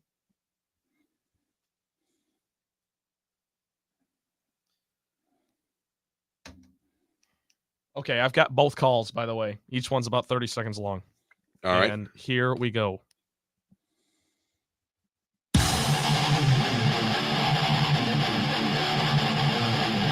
You're listening to Miller and Moulton, exclusively on the Florida Sports Network. 21 minutes after the hour. Top of the morning to you. How the heck are you? The day after Super Bowl 58, the Chiefs do it again, this time in overtime. Third title in 5 years after making their fourth Super Bowl appearance in the last 5 years. 6 straight AFC championship games. I don't know. Sounds like a little dynasty to me. That's one of our poll question. Mark feeling it this morning. More than one poll question. Huh? Super Bowl. We got to have more than one question. There are things that need to be answered. So first off, are the Chiefs a dynasty, yay or nay? And then Usher, halftime. We just broke it down during the break on Twitch. All right. Twitch.tv/Miller and Moulton. Thumbs up, thumbs down, thumbs sideways is basically our 3 answers. Did you like it? Yay, nay, or eh? I liked parts of it. I'm with you. I thought the beginning of it was cool with all the Vegas theatrics, with everybody danced and people, almost had a Cirque du Soleil feel to it. People flying around in the air, and they set that up. Alicia Keys was incredible. The end was spectacular. It's not for me. I mean, these halftime, I don't go into the halftime show expecting to be wowed because, right, I'm an old guy. You're not the target audience. No, but his wife is though. And my wife liked it. She liked it. She also likes Usher. Now, I like Usher. I love the choreography. I mean, you knew I would. I mean, I love Broadway. So you knew I'd love the choreography. Right? I have to admit, I wish he had done I don't know, there were a couple songs I was hoping to hear that I didn't hear. So that left me wanting. I'm a big Alicia Keys fan. Okay. And so, the others that he brought in, I enjoyed that. I thought he tried really hard. I thought he put on a hell of a show. But my two answers were and love it. And I'm kind of in between. So I shortchanged him. I went with That's what I went with as well. And honestly, I'm with both of you guys, and it's not that I don't like Usher or I didn't like the show. It's just we were talking during the break. I just think the bar has been set high because of how many great halftime show performances we've had. I thought The Weeknd was awesome. I thought you're awesome. on an island with that one. You didn't like The Weeknd? I hated it. I hated the camera work. Okay. As someone described it, was the Blair Witch Project on television. But then again, okay, so take that one out. I thought Lady Gaga was great. I thought Katy Perry was great. I thought last year was awesome. I thought Snoop Dogg, Dr. Dre, there you go, set the market. I mean, that was awesome. So this wasn't bad, but it wasn't anything spectacular, and for that reason, I went with meh. Or Which is, I don't know. Or meh. Yeah, I'm not. I think we went with We went with And we three debated. H's. The official spelling from David Moulton. Right. EHHH. If you think we spelled it incorrectly, that's on me. So that Mark Miller, the David Moulton on Twix and FloridaSportsNetwork.com. Vote accordingly. So the Chiefs dynasty question and the halftime question. That's what we have up as poll questions. Trent, I mean, you had a lot of choices for play of the day, but sometimes I feel as if we have to give you hints as to where to go. Yesterday was the Super Bowl, and it ended in overtime. So listen, you can go whatever direction you want to go. Celtics over the Heat. Nebraska beating Iowa, coming back from 14 down in the fourth, holding. You just want to air the post-game clips from the Iowa coach cursing from the hallway. I got to be honest, that would be pretty good. Yeah, there was a lot of options, but as with anything, I mean, this was Super Bowl Sunday, so of course we've got the game winner from Mahomes to Mecole Hardman. We've got a couple different versions for everyone to listen to. Special occasion here. Here's Kevin Harlan's call on Westwood 1. First and goal at the 3. Lining up in the clock at 10 seconds and ticking. In the shotgun, Mahomes. 4-man front, receiver in motion, low snap. He runs and he throws, caught, touchdown. It's caught. Hardman caught the ball. The Chiefs have won. The Chiefs have won. The entire bench empties. Chasing Mahomes in the end zone. Their third Super Bowl in 5 years. The Chiefs are back-to-back Super Bowl champions. It is a dynasty. And you can tell us whether or not you agree with Kevin Harlan. Another one of our poll questions, are the Chiefs a dynasty? I say yes. David says yes. Mark says, talk to me later. Ask me later. I do. I mean, I think we are very quick to give someone a dynasty. The Celtics were a dynasty in the 60s. Yeah, okay, I'll give you that one. Thank you. So you think winning 11 titles in 13 years qualifies as a dynasty? I do. UCLA was a dynasty. Huh? What? 7 in a row? What? Tough grader. For somebody who liked the old Michigan grade system of 90 to 100's an A, you sound like you're a Jersey grader there. 93 to 100's an A. 84's a C. Just when it comes to your dynasties, you're a tough grader. Yeah, I mean, the Patriots dynasty, you kind of have to cut that one into two. They had kind of they had two dynasties, or is it one? I think they had two dynasties. Yeah, well, let's see. They did the 3 out of 4, and then I think they did 3 out of 5.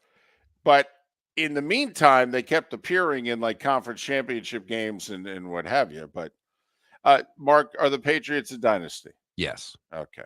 All right. So here's it's another call from Kansas City. This is Okay. the local radio getting all fired up for their third Super Bowl. McKinnon is in at running back. First down and goal to go. Play action fake. Right side throw. Touchdown! Kansas City! McCole Hardman with the catch on the right side. A 3-yard touchdown pass in overtime. Kansas City wins the game 25-22. And the Chiefs Kingdom has started its own history class.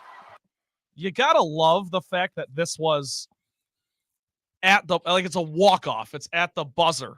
You know, you don't get that a lot in football. You get it a lot in basketball, hockey, of course, but for it to be the final play, that's I think what makes these calls so special. Mitch Holthus. This is 30th year, by the way, calling Chiefs football on Sports Radio 610, where our buddy Seren Petro works. Mitch Holthus with that call on Killed the it. Chiefs Radio Network. He killed it. That was awesome. So there you go. A little peek into what it sounded like on the radio if you weren't able to watch on TV, which I feel bad for you if you weren't able to watch on TV. Holy cow. I'm betting a lot of Chiefs fans synced up the radio, though. Yep, probably. At least I hope so for their sake. Probably made the night a lot more enjoyable. Well, and Harlan's got a lot of history through Kansas City, broadcast there. And so, you know, he's got a connection with Chiefs fans also. So him doing the national call is very comforting to Chiefs Nation anyway. Heartbreak for the Niners. That is our Molly Maid play of the day. Call Molly Maid today. If I had the number in front of me, I'd say it. 774-5839. That's 239-774-5839. And give your spouse the gift of a clean house. Molly made a dynasty? Yes. Easily. Very much so. Well, it was for me. I mean, over 15 years of, championship form for me. So, it's a dynasty with me. So Molly made a dynasty. Mark Miller says, yes. Chiefs a dynasty. Pending. I have not voted yet. I did not vote no. I am pondering whether or not I call the Chiefs a dynasty. Fair enough. Miller and Moulton. Thanks for being with us on the Super Bowl Monday, the Florida Sports Network. The law firm of Michael F. Hornung specializes in criminal defense, DUI, personal injury, nursing home claims, and auto accidents. I'm a former prosecutor with over 34 years of experience. The information I know is information you need to know. If you've been arrested for a DUI, time is of the essence to maintain your driving privileges. Call the law firm of Michael F. Hornung for a free consultation. At the law firm of Michael F. Hornung, we are committed to excellence in your representation. Being a local attorney with local knowledge is clutch to the success of your case. For over 30 years, we have successfully represented the citizens of Southwest Florida. For a free consultation, call 239-437-0095. That's 239-437-0095. Our offices are conveniently located in Fort Myers. Visit online at mfh-law.com. The waterways of Naples are a beauty to behold, and the Bayfront Inn has multiple ways for guests to enjoy the water and have some fun. Gather your family and friends and enjoy a leisurely day on the water with a pontoon or deck boat. If you prefer to explore the waterways without a motor, the Bayfront has canoes, standboards, and kayaks. At the end of your journey, enjoy lunch or dinner at the Bamboo Tropical Bar and Grill. The Bayfront Inn. Something for everyone. On 5th Avenue in Naples. Hello, friends and family of Southwest Florida. Are you looking to tap into the electric vehicle market? Well, look no further, because we here at Southwest Florida Golf Carts have just what you need. E-bikes, golf carts, LSVs, scooters, and more. Come down and talk with one of our experienced sales reps, have a soda and a smile, and you could be cruising the streets in your new EV today. Stop by the store or visit our website at flgolfcarts.com and enter for a chance to win $100 off your next purchase by answering John's monthly sports question. You were listening to Miller and Moulton on the Florida Sports Network.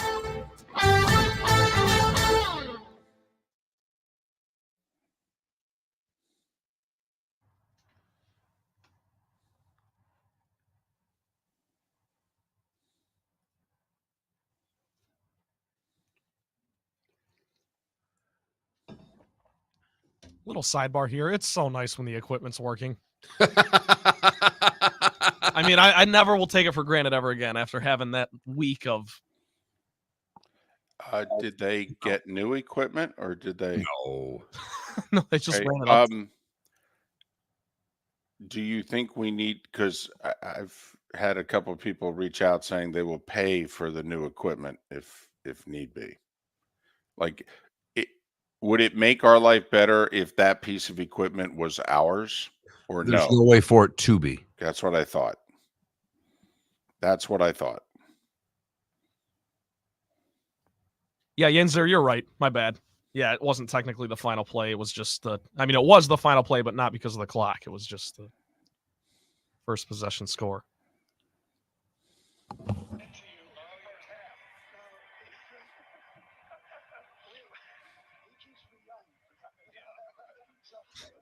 By the way, David taking a little heat in the chat room because he didn't put the Gators in the starting five. You guys are Gator haters. What about they played Saturday? Yeah, I know. I'm just someone mentioned. Yeah. Okay. I think. I mean,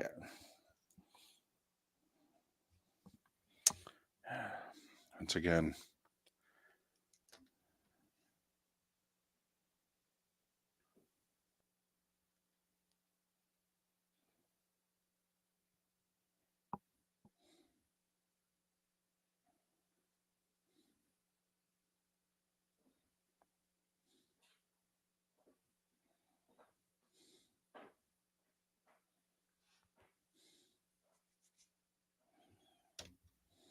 So does Pat Kerwin get an off season at all? Not really. Not really.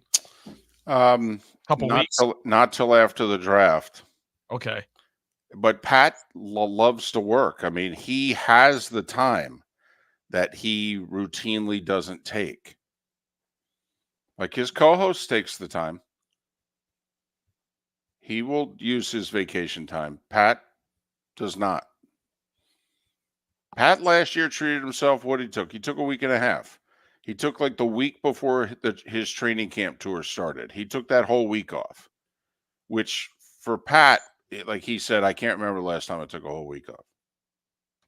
Incredible. And we're like, take 2. I mean, I think he should take July off.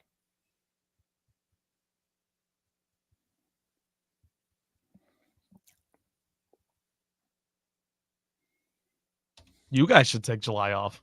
Best of all of July. Too soon.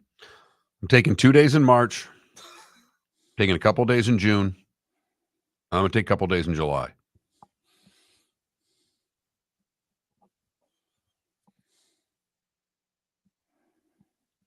David, did Mark tell you I got this Friday? Yeah, Trent's off Friday. He's got to fly up for scans.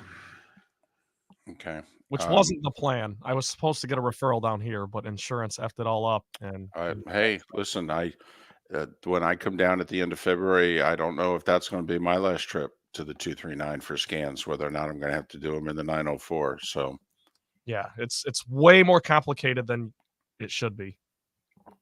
But I get it. Are you going to be able to fire off the best of on Monday? Like, is everybody going to get it? Yeah. And I told Mark this at one of the breaks, but you were away for a second. If there's anything that you think, anything in particular, any segments that you like this week, let me know, because I can get it to him even on Friday. Like, we have all week to work with here.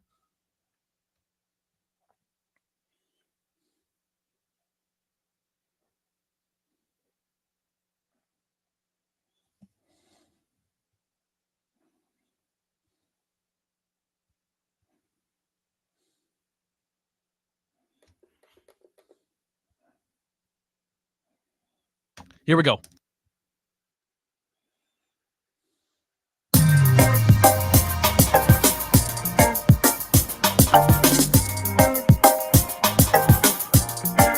Welcome back to Miller and Moulton, only on the Florida Sports Network.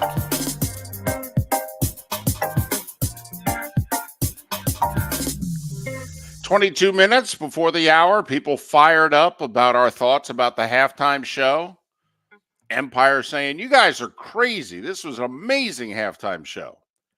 We thought it was pretty good. That's all. I don't know. I mean, you start breaking it down, though. There were a lot of great elements to it. Choreography was outstanding. He's a hell of a performer, obviously. Bringing in Alicia Keys and Ludacris and some others. I mean, he's collaborated on like 5 or 6 hit songs with some other stars. I mean, you figure he was going to have an amazing halftime show. I don't know. It's funny. It's kind of like, Mark, you're the chef. And you do just, sometimes you're putting multiple elements into the meal and you're like, I thought I got the meat right and the potatoes and what have you. Well, how come this meal's only a B? Well, hold on. Are we making it in the microwave or the oven, David? Where are we? This is Mark. Remember, I said this is Mark. Okay. No, but I'm with you. All the elements were there to make it great. It wasn't great to me. It was good to very good. But again, I am not the target demo for this. No doubt. No doubt. No doubt. Our wives, okay, going down to Trent. That's the target, demo there. Just from either demographic or age. So, well, David, you said something during one of the breaks that I think we shouldn't let go under the radar. The NFL needs to take a little bit of accountability for this. Why? Because they need to base the halftime show a little bit better on where you're at. No. Spice it up. So, okay, when you think of Vegas, who do you think of? Anything that's a big show. I think it's Sinatra. Okay, and some people dig think him of up. Wayne Newton. All right, but Dig them off. hey, you've never seen the bumper stickers in Alabama. Okay. In between Coach Bryant and Nick Saban for 20-something years, outside of Gene Stallings in 92, you could drive around Alabama and see a bumper sticker, which was Coach Bryant's hat, and next to it said, dig 'em up. Yep. So, anyway,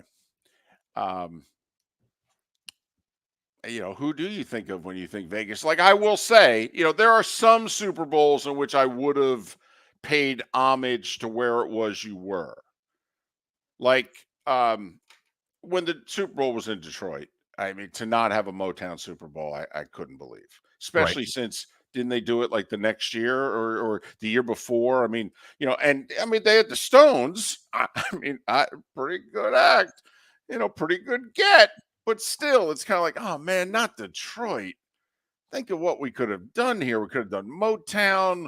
We then could have had, Seeger and Eminem. I mean, we could have gotten this could have been a 15-minute Michigan musical extravaganza here. Yeah, David, I know we're talking like an 18-year difference here, but the Stones could have done Vegas. If it like, I'm fine with Usher doing Vegas. No, I am too. I'm fine with it. I think that's the key. I'm fine with it. But if you really want to unlock the next level of potential, make it a big show. Bring in a huge star. Well, I mean, Usher's done a residency in Vegas. I mean, if we're going by people who have done the most shows in Vegas who are active and what have you, U2's already done a Super Bowl. Granted, they were right down the street. We don't need a U2 Super Bowl again either. Enough. Well, but also they nailed theirs. They did theirs, tip of the hat. Thank you very much. We had ours. We did it well. We weren't Prince in the Rain, but we were really good. Thank you. Let's move on. So, but right now, the majority of people saying that they loved the halftime show. Almost half of you said you loved it. Good. That's awesome. I have to admit, I thought, especially since he was there, I thought Usher was going to bring out Biebs. Yeah. I thought we were going to have a little, 1 minute of him doing the song with Justin Bieber. So that one surprised me. But I love the fact they put the camera on Bieber. So he sees it. He goes and kisses his wife, and she's like, "Oh, just enough already. Get off me." What? Yes, I love you. I love you too. Just watch the game. I'm watching Usher. Leave me alone. Right. Apparently, and it's going around on social media, but it was not on CBS. But apparently, the in-stadium camera took a shot of Taylor Swift. Mark, I don't know if you're aware, she's dating one of the Chiefs. And at that moment in time, her and Brittany Mahomes decided they were going to have a chugging beer contest. All right, man, if CBS had that, that would have been just Yeah, it was shown on the in-house right. cameras. Right. And for the record, Taylor won it, by the way. What doesn't she win? Well, I thought she jumped. It was kind of like the drag race. I thought she got off to the better start. Well, Okay. whatever you got to do. Exactly. One of those 7-second races, 5-second races, the start's key. The start So is let's key. see. She plays 3-hour concerts, Right. writes, sings, and plays her own instruments on her live music. Correct. And now she's chugging beer on a Jumbotron. And she's pretty good at it. Right. Let's hate her some more. Yes. Okay. We haven't talked about this. Now, I thought they showed Taylor more than they had ever shown her before. I do too. I thought, I mean, they, in the first half, since Kelsey only had the one catch, they needed reasons to show her. So they did pop her on a few more times in the first half than I expected. But I'll tell you what, I could see, and I was neutral. I really was. I found myself rooting for both teams at different times. You know, I was just rooting. And Mark, as you and I, one of the things we bonded over 20 years ago, we both love greatness. I was wanting to see the guys perform. I was hoping that, you know, it wasn't going to be a big mistake that was going to, you know, be what we talked about at the end, even though obviously there were mistakes and coaching decisions and what have you. But I found myself at various times, you know, rooting for Purdy, rooting for Mahomes, rooting for this, rooting for that. But I thought, being as neutral as I've ever been watching the Super Bowl, I could see where if I was a Niners fan, I think that broadcast would have annoyed me. It was very pro-Chiefs. Yeah, I thought it was. It was 70-30, 75-25. But that's what a dynasty gives you. That is. That's what the broadcasters are going to want to talk about. Well, and also Romo doesn't talk about anything other than the quarterbacks. And he clearly had more material because also, you know, they didn't see the Niners much. And Tony, goodness knows, Tony doesn't do any homework. So, you know, he had less to talk about with the Niners. And it's his fault, but he had less to talk about. And, I mean, if he's not as obsessed with Mahomes as he is Josh Allen, but it's close.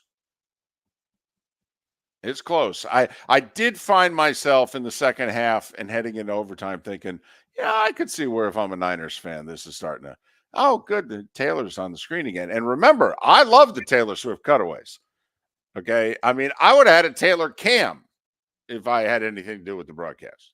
But I could see where if I'm a Niners fan, I'm like, no, that we don't have any family members. We don't have any husbands, wives, parents. I mean, they showed Purdy's parents like twice. Right. But you don't really know that's who they're showing. So.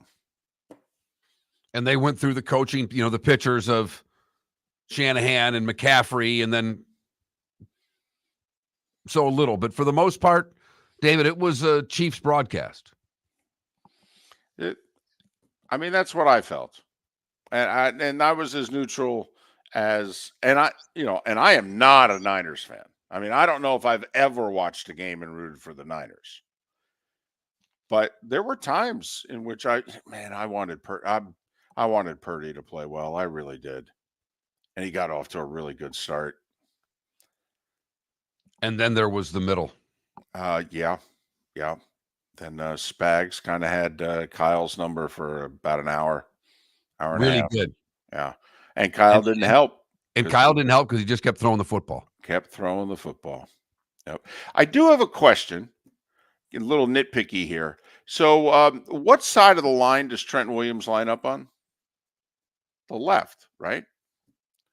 So, I was surprised a couple of the biggest running plays in the game that the Niners went right. It just surprised me. And I understand Kansas City's thinking of running situation, they'll probably go left. Yeah, I don't know what to tell you. We all, this will date me. We all knew the Raiders were running left. I mean, it was Upshaw and Shell. Man, we all knew they were running to the left. Hell, they even had a left-handed quarterback. I mean, we all, when you're a running team, I mean, you walk up the line of scrimmage, you go, you know what we're doing. We know what we're going to do. By the way, the count's on 2. Ready? Just gear up. Let's go. I was a little surprised that on the biggest running plays of the game, where they ended up having to settle for field goals twice in the red zone, they ran the ball to the right. That surprised me. And I know Trent Williams had a bad series early in the game. He had a holding penalty and a motion penalty, cost him 15 yards when they were moving the ball. I get it. The holding penalty, though, if he doesn't hold him there, that's a sack. Exactly. Purdy's going around that side. If he doesn't grab him, they're going to sack him 14 yards behind the line of scrimmage, and I don't know what to tell you. Right. And that's because Purdy left the pocket. Trent was doing fine until he left the pocket, and he left the pocket to the left. But so it surprised me, kind of like at the end of the day, final drive and what have you. I mean, what do we think the Chiefs were going to do? Well, they're going to Mahomes and Kelsey. I mean, that's pretty much, that's what they're going to do. So that one surprised me a little bit. Late in the game, a couple times, they ran the ball to the right, got stuffed both times, and I was like, man, I thought they'd go left. Yeah, David, it's the old, we're better. Let's just line up and beat you. Plus, also, Chris Jones usually lines up to the right of the center. He usually lines up over the right guard. I would have tried to get away from Chris Jones. So that's all. Nitpicking there, but, when you lose the Super Bowl by such a slim margin, I'll bet Kyle Shanahan's not going to sleep very well thinking about all those plays and should I have done this, should I have done that, blah, blah, blah. 3 targets for Kittle the whole game. I know. 11 for Debo. He only had 3 catches. Right. 11 targets for Debo, 3 catches. And I can't think of many times it was Debo's fault. There was one low ball that he might have been able to grab, but it was a bad pass. The rest of them were uncatchable balls for the most part, David. Some balls batted down, right. A couple towards the sidelines in which he was covered. The deep ball, all right, when he took the home run shot. But, hey, Mark, I was thinking about the things that we all said during the week. I thought Debo was going to have a big game. They did a great job on him. Great job on him. They wanted Debo to have a big game. You got to credit the Chiefs. You tip your hat to them and say, hey, you were better than us on that.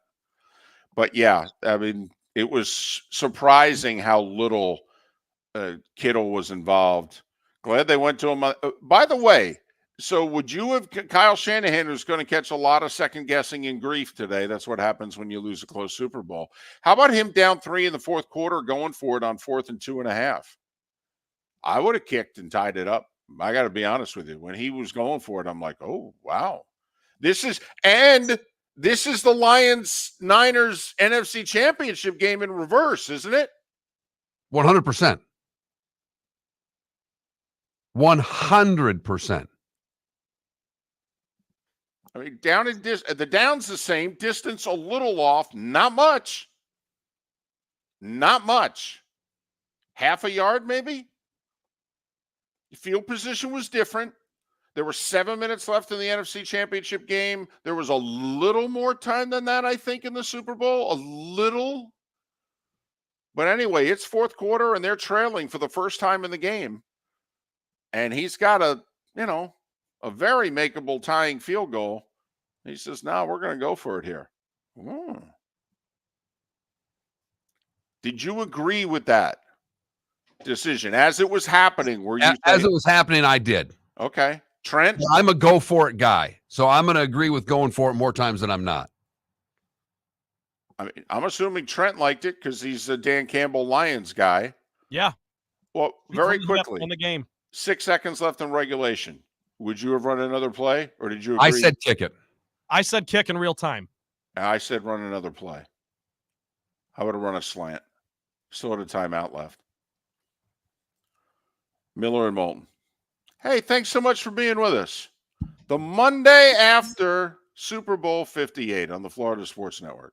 Located on the East Trail, locally owned Naples Tiki Bar and Grill is an outdoor eatery next to the Hitching Post Shopping Center. Island-inspired food with a true tiki theme. The best place in Naples to enjoy the beautiful weather in Southwest Florida. The Naples Tiki Bar and Grill offers a great menu for dine-in or takeout. Enjoy our famous pulled pork, huge burgers, and tiki bar cocktails. Don't miss happy hour every day from 3 to 6 and live music 7 days a week. See you soon at the Naples Tiki Bar and Grill, 11498 Tamiami Trail East. The law firm of Michael F. Hornung specializes in criminal defense, DUI, personal injury, nursing home claims, and auto accidents. I'm a former prosecutor with over 34 years of experience. The information I know is information you need to know. If you've been arrested for a DUI, time is of the essence to maintain your driving privileges. Call the law firm of Michael F. Hornung for a free consultation. At the law firm of Michael F. Hornung, we are committed to excellence in your representation. Being a local attorney with local knowledge is clutch to the success of your case. For over 30 years, we have successfully represented the citizens of Southwest Florida. For a free consultation, call 239-437-0095. That's 239-437-0095. Our offices are conveniently located in Fort Myers. Visit online at mfh-law.com. The waterways of Naples are a beauty to behold, and the Bayfront Inn has multiple ways for guests to enjoy the water and have some fun. Gather your family and friends and enjoy a leisurely day on the water with a pontoon or deck boat. If you prefer to explore the waterways without a motor, the Bayfront has canoes, standboards, and kayaks. At the end of your journey, enjoy lunch or dinner at the Bamboo Tropical Bar and Grill. The Bayfront Inn. Something for everyone. On 5th Avenue in Naples. Visit Jason and Todd at the Diamond District. Do you remember your first kiss? How about your first date? I'll bet you can recall that first Valentine's Day you were together. Or maybe that'll be this year. Valentine's Day is a celebration of love and affection. And this is where the Diamond District shines. Diamonds make a perfect Valentine's gift. Whether you're getting engaged or choosing a beautiful gift to fine jewelry, you'll want to visit Jason and Todd at the Diamond District. For Valentine's Day this year, Jason and Todd are offering you 5 years interest-free financing. Choose a beautiful diamond bracelet for $1,500 and you pay $25 per month. Stunning diamond earrings for $5,000 and you pay only $83 per month. Valentine's Day starts with Jason and Todd at the Diamond District and ends in romance as she unwraps her beautiful new diamond bracelet, stunning diamond earrings, or magical gemstone jewelry, including emeralds, sapphires, rubies, tanzanite, and more. Jason and Todd look forward to shaking your hand and welcoming you to their Diamond District family. At the Diamond District. You're listening to Miller and Moulton on the Florida Sports Network.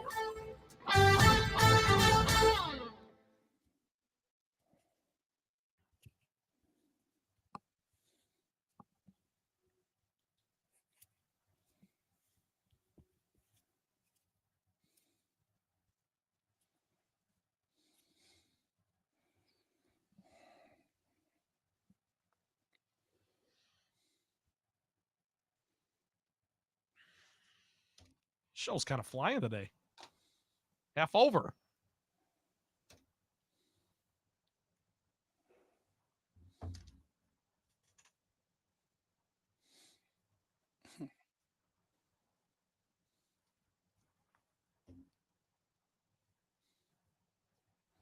So you didn't watch any of the Phoenix Open? No. Charlie Hoffman was wearing a Greg Norman Shark Collection shirt.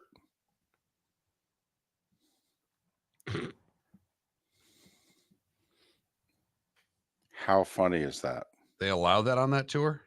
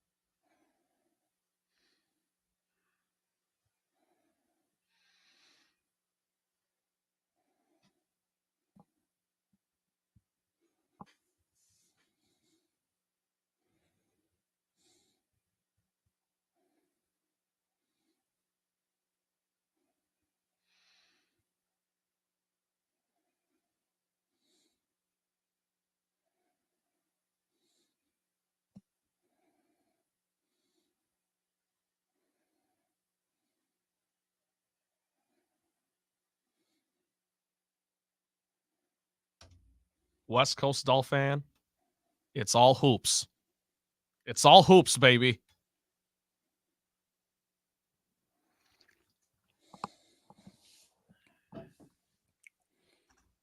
And hockey and baseball and the draft and all that good stuff. But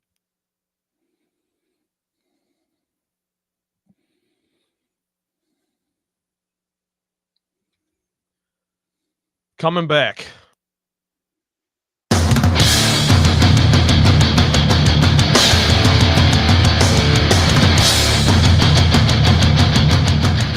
You are listening to Miller and Moulton, exclusively on the Florida Sports Network. And now here's Mark Miller and David Moulton. It is the third and final hour of Miller and Moulton along the network. Anyway, the Diamond District bonus hour is 1 hour away to our loyal 239 audience. Thanks so much for being with us on this Super Bowl Monday. Only 206 days away from the next NFL game that counts in the standings. No big deal or anything. So, please forgive us if we talk about this game and virtually only this game. Like we got chastised on the text line because we didn't bring up the Gators' big win over Auburn on Saturday. How about this, though, Gator fan? We bet it. We did. Hard. For all of you that think we're Gator haters. Right. Our hard-earned money was bet on those Florida Gators. Yeah. Miller and Moulton are on a heater right now. We really are. This is like, damn. So the Hard Rock Bet app, David, when you look at your betting history, it lists the bets in either green or red. Green if you win, red if you lose. Just quick. David, It's just all green. I know. Our last loss was Utah plus 5.5 against Arizona, and Arizona needed double overtime to win by 6. Right.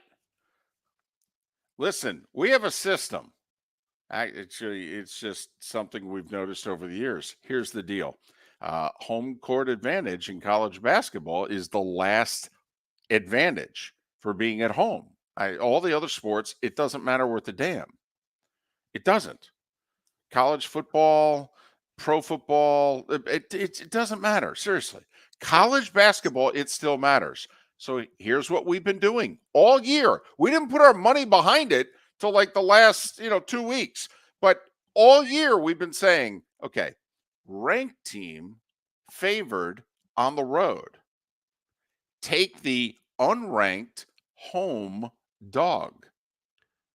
And we didn't take one yesterday. I didn't communicate with David before the game, and we have to have a unanimous decision if we're going to place bets. Right. There was one game that fit the criteria yesterday. It was Florida Atlantic laying 7.5 at Wichita State. Who's terrible? Terrible.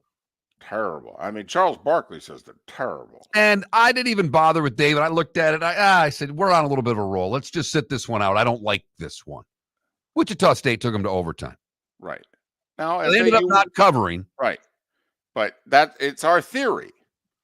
Put it this way. We placed 4 bets on Saturday. Mark, how many did we win? 4. Okay. There were 2 other games that fit our criteria. We were texting back and forth, and we agreed we're either going to bet them both or we're not going to bet them both because we were kind of. And one of them was Wisconsin and Rutgers. And we're like, is Wisconsin really going to lose 4 games in a row? They moved themselves up into the top 10. And Rutgers' best win on the season was a home win over Nebraska. I mean, so are we really? And so we stayed away. Yeah, Rutgers beat the tar out of them. Okay. Beat the tar out of them. Right. So then Miami at home against North Carolina also fit the criteria. But Miami's been playing horribly, and Carolina had just lost to Georgia Tech, Clemson. They just lost to Clemson earlier in the week. So we're like, well, the odds are North Carolina's not going to lose again. So they're going to win, and the line's a small line. It's like 4.5. Let's just stay away. It scared us, even though it fit the criteria. Well, Carolina won, but they only won by 3. So if we had used our criteria, we would have gone 6-0 Saturday. Instead, we went 4-0. And Trent Bally is actually eating something other than ramen noodles this week, because apparently he bet like $7-8 on the Gators to pound Auburn. Had a great weekend between the Super Bowl and your guys' betting formula for college hoops this weekend. I'm looking pretty good. Good for you. He's going to have a carbohydrate this week. That's how much money he made over the weekend. And for the record, because I know my grandparents and family are listening to this, I pulled some money out of my account. Look at you. Of my Hard Rock. I actually walked away with a little bit of money and left some in the account for this week's, festivities. But festivities. That's what we're calling it now. See, when you're on a heater, it's festivities. Exactly. So no knock to Lee Sterling and Paramount Sports, but just listen to Miller and Moulton in the bonus hour, and we're giving you free money right now. Right. Final segment of the show, or just go with our formula, which this year is just, man, we are crushing it. And by the way, if you listen along the network and you don't get the bonus hour, you can always download it. You can always tune in on Twitch. So there's no excuse to be missing these winners. Help us help you. Yeah. Yeah, Cuba. Yeah, Tom Cruise. Okay, yeah. Look at him. Boy, he must have done. He's cross-promoting while doing the show. He must have had a good weekend. He really did. He must have made $22. Yeah, he must be. Yeah, exactly. I mean, he's not even having to order from the specials part of the menu. Oh, good for him. So, all right, Chiefs win. Our poll question, we've got a few. So, are they a dynasty? Yay or nay? We've got 2 yeses on the show, and Mark's like, I don't know. I haven't said no. Yeah, but to go by your own criteria in answering questions, this is your criteria. Okay. I hate when I take, you take me and throw it back at me. I'm going to take you and throw it back at you. I'm obsessed with Hall of Fames. You're not. But whenever we do this, somebody a Hall of Famer, this, that, and the other thing, your feeling is, listen, if it doesn't spit yes immediately out of your mouth, the answer is no.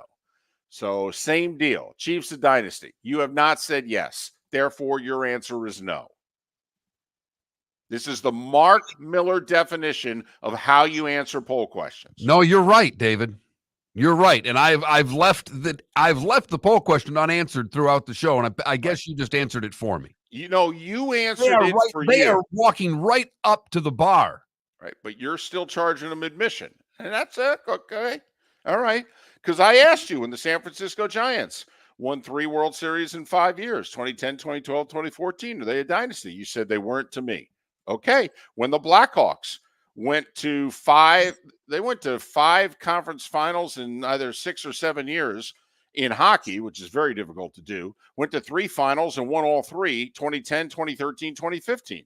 3 and 6 years in the NHL, 5 conference finals in 7 years. Did you think the Blackhawks were a dynasty? You said no. No, the New York Islanders were a dynasty. Okay, Edmonton was a dynasty. Edmonton was a dynasty. Okay. So the Chiefs are really close. I was going to say back to back. It's only been done one other time in 40 years. And you factor in all the AFC Championship games, it's extremely close. Well, one other time in 25 years, I should say.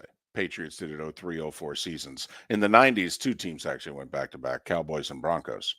But just wanted to be accurate there. We try actually pretty hard to be accurate on this show. Have some fun, but actually be right. So, okay. Are you blaming Kyle Shanahan in any way, shape, or form, or are you just going, no, man, Mahomes beat you? Would have liked Kyle Shanahan to run the football in the third quarter.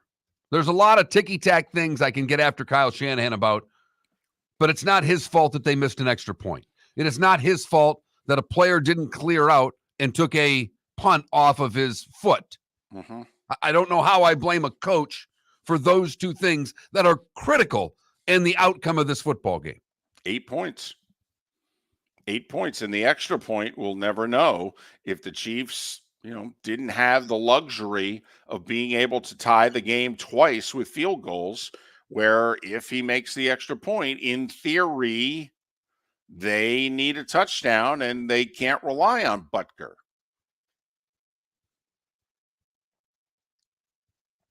That was a pretty clutch 57-yard field goal, by the way. I don't know which was more impressive, the holder or the kicker. Almost have to give equal credit on that one, David. He just got that sucker down, too. He had two hands on the top of it. I mean, he was just like, he was holding that football like a possum. Here it is. I'm planting it on the ground. Now kick it. Holding it like a possum. I'm not following that one. I don't know anybody who's ever held a possum. I'm trying to think back to a Carson when they would bring on the right, the pets. The pets, not the pets, but the zoo animals. Yes, yeah. The Columbus Zoo there. Jack Hanna there. Right. Yeah. That's did he ever bring a possum on, and did Carson ever hold a possum? And if so, did he hold the possum like a football? I don't know. I've got a Ricky Gervais, Jon Stewart bit in my head in which they were talking about Ricky Gervais made a certain gesture and Jon Stewart questioned him, and it was a somewhat inappropriate gesture, and it ended up going down a road. It's hysterical. Look it up. But that's kind of, so to me, that's just kind of what I guess that's, to me, Mark, if I grabbed the possum, I'd grab it just like that holder did that football. High snap. Oh, just get it down. Two hands on the top. Just kick the damn thing. I know it's not pretty. Just kick it. Do your damn job. How far do you think Butker could kick a possum? Well, in warm-ups, his last kick in warm-up was 70 yards. He made a 70-yard field goal. So, were you guys at all shocked by the fact that I thought the Super Bowl record would have been a lot longer than it was? It does make sense when you think about it, because it's like it's the Super Bowl, so teams aren't really trying super long field goals. But when they said it was only, 55 initially? I think Steve Christie 54. The Niners kicker had the record for like an hour. Right. So for 54 going into that game to be the record, you see 54 yard tries all the time in the regular season. But there's a little more at stake in the Super Bowl, number one. And I think, coaches, if you miss, that's good field position. Right. There you go. For the longest time, you got to figure for 40 of these suckers, field position was everything. Analytics is a fairly new phenomenon. So, they took the three a lot, but then at that part of the field, they're like, I'll take the delay of game and punt. Yeah, see, it makes sense when you think about it. Initially, my knee-jerk reaction was, that's it? That's the record? I mean, it seems preposterous today, but when Norwood was lining up for the 47-yard field goal, I mean, today we'd laugh. But literally, as he was lining up 34 years ago or 33 years ago in Tampa, I mean, the graphic came up on the screen. He's never made a field goal this long on grass in his career. 47 yards. Miller and Moulton. Thanks for listening, Florida Sports Network. Located on the East Trail, locally owned Naples Tiki Bar and Grill is an outdoor eatery next to the Hitching Post Shopping Center. Island-inspired food with a true tiki theme. The best place in Naples to enjoy the beautiful weather in Southwest Florida. The Naples Tiki Bar and Grill offers a great menu for dine-in or takeout. Enjoy our famous pulled pork, huge burgers, and tiki bar cocktails. Don't miss happy hour every day from 3 to 6, and live music 7 days a week. See you soon at the Naples Tiki Bar and Grill, 11498 Tamiami Trail. Mark Miller for Molly Maid. Why Molly Maid, you ask? Trust. Moulton was a customer for 15 years. Affordability. Didn't I just say Moulton was a customer for 15 years? Worry-free services. Our professional house cleaners are fully insured and a 24-hour warranty. Call Molly Maids today at 239-774-5839. That's 239-774-5839 or online at mollymaid.com/FTMYERS. That's mollymaid.com/FTMYERS. Visit Jason and Todd at the Diamond District. Do you remember your first kiss? How about your first date? I'll bet you can recall that first Valentine's Day you were together. Or maybe that'll be this year. Valentine's Day is a celebration of love and affection, and this is where the Diamond District shines. Diamonds make a perfect Valentine's gift. Whether you're getting engaged or choosing a beautiful gift to fine jewelry, you'll want to visit Jason and Todd at the Diamond District. For Valentine's Day this year, Jason and Todd are offering you 5 years interest-free financing. Choose a beautiful diamond bracelet for $1,500 and you pay $25 per month. Stunning diamond earrings for $5,000 and you pay only $83 per month. Valentine's Day starts with Jason and Todd at the Diamond District and ends in romance as she unwraps her beautiful new diamond bracelet, stunning diamond earrings, or magical gemstone jewelry, including emeralds, sapphires, rubies, tanzanite, and more. Jason and Todd look forward to shaking your hand and welcoming you to their Diamond District family. At the Diamond District. We're listening to Miller and Moulton on the Florida Sports Network. I like it, okay, music. I like it. Miller and Moulton, talking sports and holding possums. So, chalking up the weird texts I receive, playing golf Friday, and the wife texts me at 4:18 p.m. I'm home and safe. The jet crash was only a half mile from where I was. To which I respond, wow, what crash are you talking about? I-75 has been closed for 2 days. Southbound. Is it open this morning? Yeah. But the guy tried an emergency landing. I don't know if you saw the story. 2 people died, right? Pilot and co-pilot. Okay, so the people in the car, obviously. People in the car made it, and the 3 passengers in the plane made it. And apparently, I've not heard it, but people who have heard the audio said the pilots were incredibly calm. We have a double engine failure. We're gonna have to land this on the highway.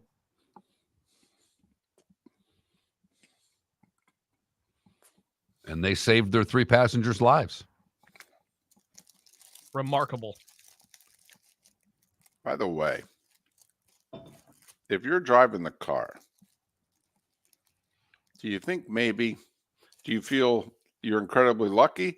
Or do you think, listen, I don't want to say I have bad luck, but I was driving home the other day and I got hit by a plane. Okay, Rodney. Well, I'm just saying there's 2 ways to look at everything, but I'm just curious, which way do you look at that? Well, we had friends over on Saturday, and she's hopping on a private plane this morning to fly to St. Augustine for work. And I'm like, I'm like, I couldn't get on that plane fast enough. We're good.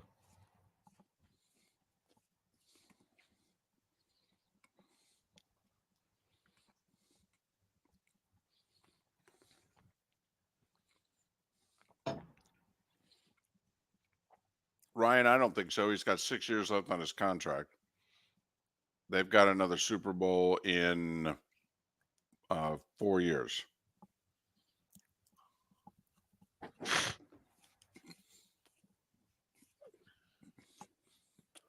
Fox, NBC, ABC, the next 3. New Orleans, San Francisco, LA.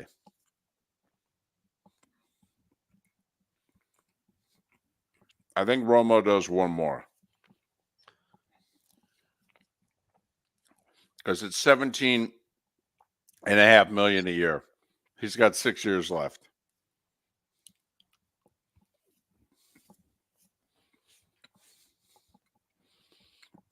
Apparently, David, we did get a correction that was not Brittany Mahomes in the beer chugging. It was her stylist. Oh, I'm sorry. It doesn't matter, but just in case you reference it again.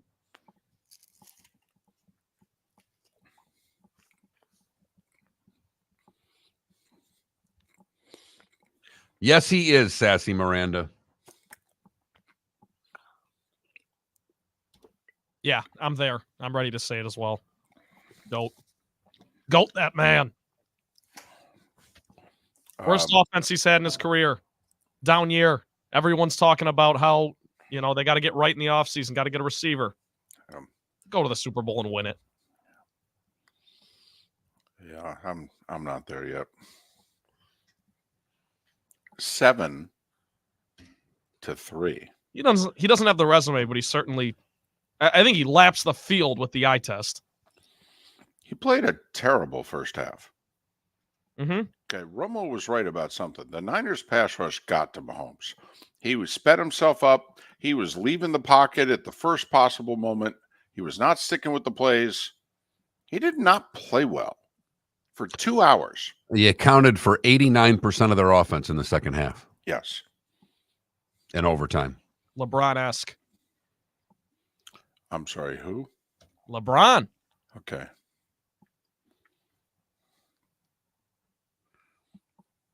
LeBron-esque. Man. Same arena, at least. Okay, here we go.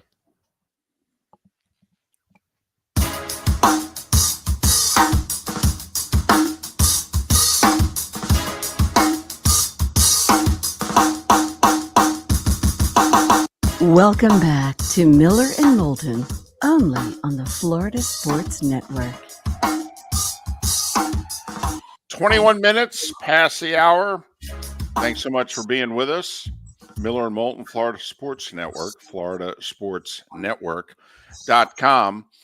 206 days until the NFL regular season starts. Stop it. Sorry. Why would you go do something like that? I just want to be able to further justify why it is we're going to spend the whole show talking about this game. The whole show. Hell, decide how much of tomorrow's show we're going to spend talking about this game, okay? Well, we'll talk about it with Pat Kerwin. Definitely, and probably bring it up with David Sampson. Pretty much. Halftime and the broadcasting and some of the other thoughts that he has. Is it too early to get into the list of free agents that both teams have? I mean, okay, you could say yes. I think it is. Okay, fair enough. I think it is. I think we've got time to let that marinate a little bit. I think we do, yes. Mark, we have to declare things, and listen, we're guilty of it. We're asking you as the Chiefs what they've done to Dynasty. That's wanting to label something. We can be guilty of it too. We try not to be. But daily poll questions, in a sense, are labeling, aren't they? Yes, no, maybe so. Did you like Usher's halftime performance? That's one of our 2 poll questions today. Yay, nay, or eh. Eh. And yes is people are thumbs up on Usher, right? As of last check, they were. Yeah. Now the has taken over as the leader. Okay. So what's like a B minus? Is that what we think is? Because I feel badly. To me, it wasn't an A, but it was a B. But I Is just it a don't. C by New Jersey grading scales. Oh, you think it was an 84? Was it right on that border? Just missing a B? I'm just asking. Yeah, it was really close. I'd give it a B because it finished strong. The final exam being a big part of the grading, and the final exam was great. It finished on a high note. So it was an essay, and you're reading it as the teacher in the first half. You're like, I don't know. But then you puts it all together, finishes it off, and you're thinking, all right, this guy gets it. He read the book. He understands. B+. And big controversy with the national anthem. Oh, someone texted. They missed the beginning of the show. I know people are jumping in and out. Was the anthem over? Yes. Yes. I don't think there should be any controversy when it comes to this. She doubled up at the end. She did. She doubled up. Not supposed to do that. You're supposed to just sing the damn song. Right. I love you, Reba. And I do like Reba. I love their sitcom. Okay. You can make as much fun of me as you want. I can't because I've never seen it. So it could have been terrific. I don't know. It was cute. All right. So anyway. But she doubled up. Yep. So she sang Home of the Brave twice. After the first time she was done, it was an under. But then she decided the band kept playing. It's like, what are they doing? And she's setting it again. Oh, no. And that took it over. Miller and Moulton have a pretty simple definition when it comes to the anthem. First note, last note. Time it up. And we were literally, we were just finishing the plate of chicken wings at the table. My wife and I both with the stopwatch. And it was an under the whole way. She was flying. It was one time. As this is two former play-by-play guys who loved that anthem. There is nothing worse to Miller and Moulton than a long, dragged-out national anthem because we did play-by-play for a lot of years. David still does a little bit here and there. And to time that up when you're trying to take your last commercial break to get on the air and start your broadcast for the game, you've done your little pregame show, and you time out that coach's interview, and you send it to break, and you're hoping you come back, and we're ready for tip, face-off, whatever the hell sport we might be broadcasting. Right. Reba gave us a great anthem last night. She did. The last thing you want is one of those 2-minute and 20-second anthems when you come back and the anthem's playing over the radio because it's a little awkward. That's all. Some people like it. Broadcasters usually don't. They just want to say, we're going to pause for the national anthem, be back with the starting lineups of the opening tip right after this. You know, you're listening to Old Dominion basketball, right?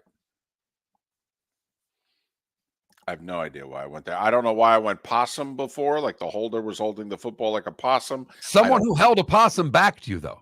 We actually have a listener on the show who held a possum and said it was a very accurate description. Right, which I'm glad because, we've got 3 possum holders in our audience, so it's nice to know that I'm getting a thumbs up. It's good to know. So are we blaming anybody today? Are we labeling? Those who now want to say that, Mahomes is the greatest of all time. That's it. There's never been anybody better. Like Mark, no one else at the quarterback position has never taken the ball and driven down the field late in a Super Bowl and won the game. It's never happened before. Because when Mahomes did it, he's best of all time. It's never happened before, apparently, which is remarkable to me. Because I've got 12 instances right off the top of my head. I'm just wondering, am I watching the CFL? Am I watching the UFL? Or I thought they were the Super Bowl. Hell, in fact, how many times did Brady do it? Well, the first 2 Super Bowls he won, he did it. Right. Those were walk-off field goals. The third one, he made the mistake of scoring on 2 drives earlier in the fourth quarter so that they could just hold off and win by 3. Though they were down 28-3 and won the first overtime Super Bowl. Mahomes was down 10-0. Unbelievable. Coming back. Okay. It's great. Don't get me wrong. I'm not taking away from Patrick Mahomes. I'm just thinking, I think we're going a little cuckoo for Cocoa Puffs. He's 28 years old. One guy's got 7. He's got 3.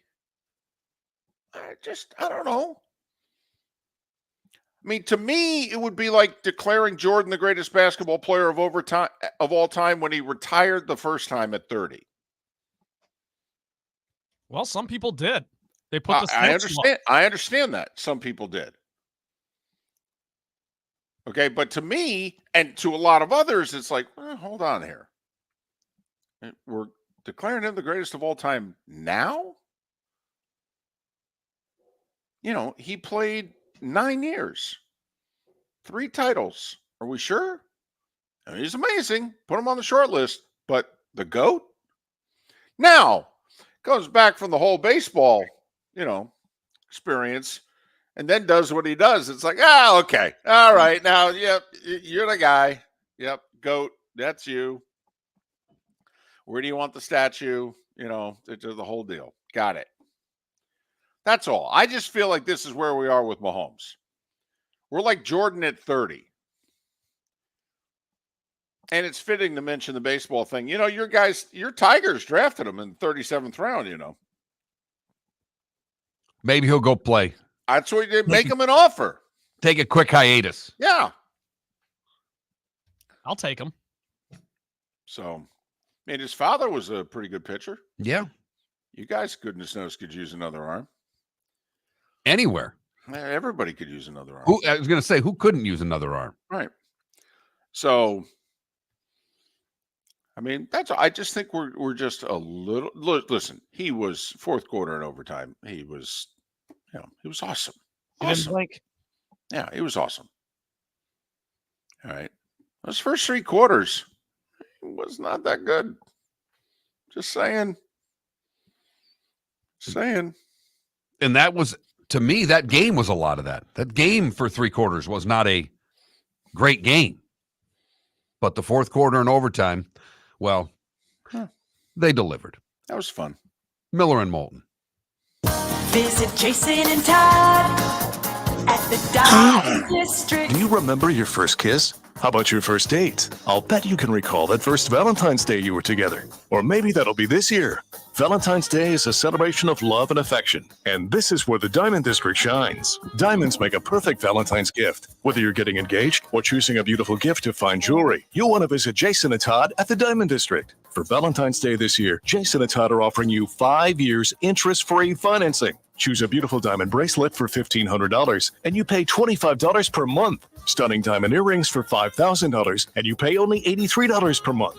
Valentine's Day starts with Jason and Todd at the Diamond District and ends in romance as she unwraps her beautiful new diamond bracelet, stunning diamond earrings, or magical gemstone jewelry, including emeralds, sapphires, rubies, tanzanite, and more. Jason and Todd look forward to shaking your hand and welcoming you to their Diamond District family. At the Diamond District.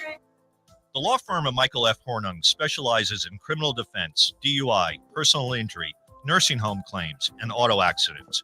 I'm a former prosecutor with over 34 years of experience. The information I know is information you need to know. If you've been arrested for a DUI, time is of the essence to maintain your driving privileges. Call the law firm of Michael F. Hornung for a free consultation. At the law firm of Michael F. Hornung, we are committed to excellence in your representation. Being a local attorney with local knowledge is clutch to the success of your case. For over 30 years, we have successfully represented the citizens of Southwest Florida. For a free consultation, call 239-437-0095. That's 239-437-0095. Our offices are conveniently located in Fort Myers. Visit online at mfh-law.com. You are listening to Miller and Moulton on the Florida Sports Network.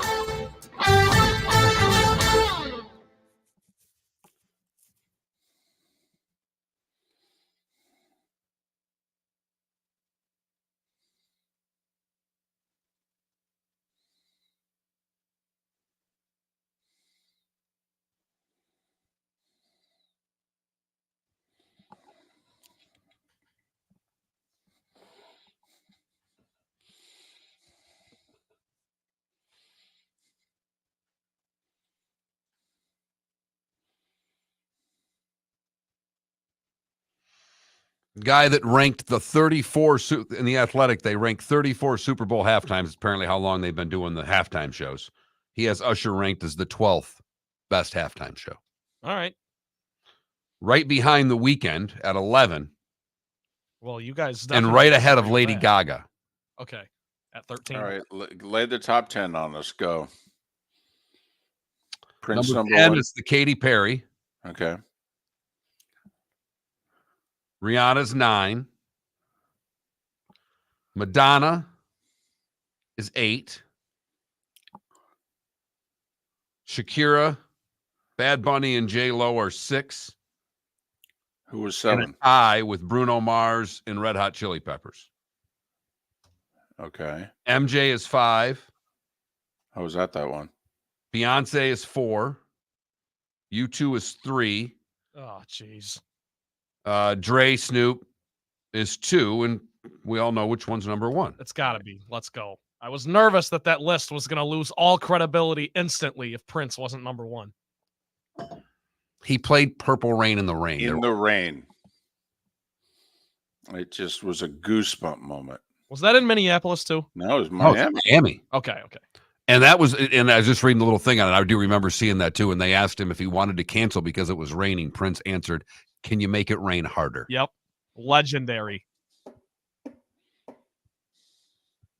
I actually have that poster of him playing that with that guitar in the rain. Got a poster of it. That rain cost Stephen Ross $400 million.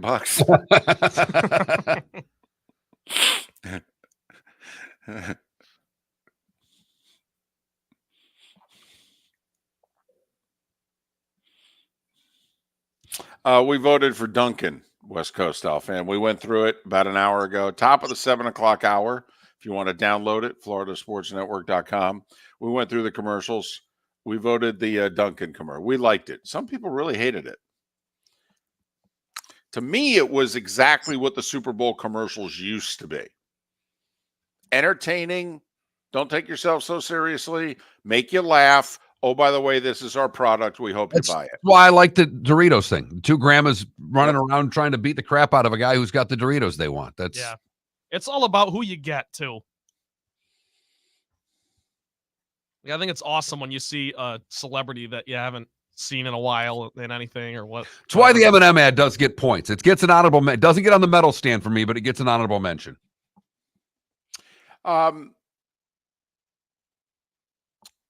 It's interesting. It was done by a PAC. It wasn't done by him. And so the PAC isn't even allowed to consult with him. Whether they did or not, it's a whole different story. My daughter said it was creepy, EB. That was my only comment. My daughter, this is creepy. And she didn't know it was somebody running for president. She didn't, Yeah. That's just the honest. That was just the 9-year-old's reaction. take. Yeah. She got to watch the first half in Usher, and then she went to bed. As did my wife. If About she wanted to stay up, would you let her or no? The daughter, no. Okay. I would, but the wife never would. She was rooting hard for the Chiefs, though. She is becoming a Swiftie as every day passes right now. Very nice. Very nice. I thought, by the way, that they let it run because it was a third-party candidate and that CBS would have nixed, CBS / the NFL would have nixed the ad if it was Biden or Trump. Because I think they don't view him as a serious candidate. And so they're like, I know it's political, but not really. Cash the check. But I think for the other two, they would have nixed it.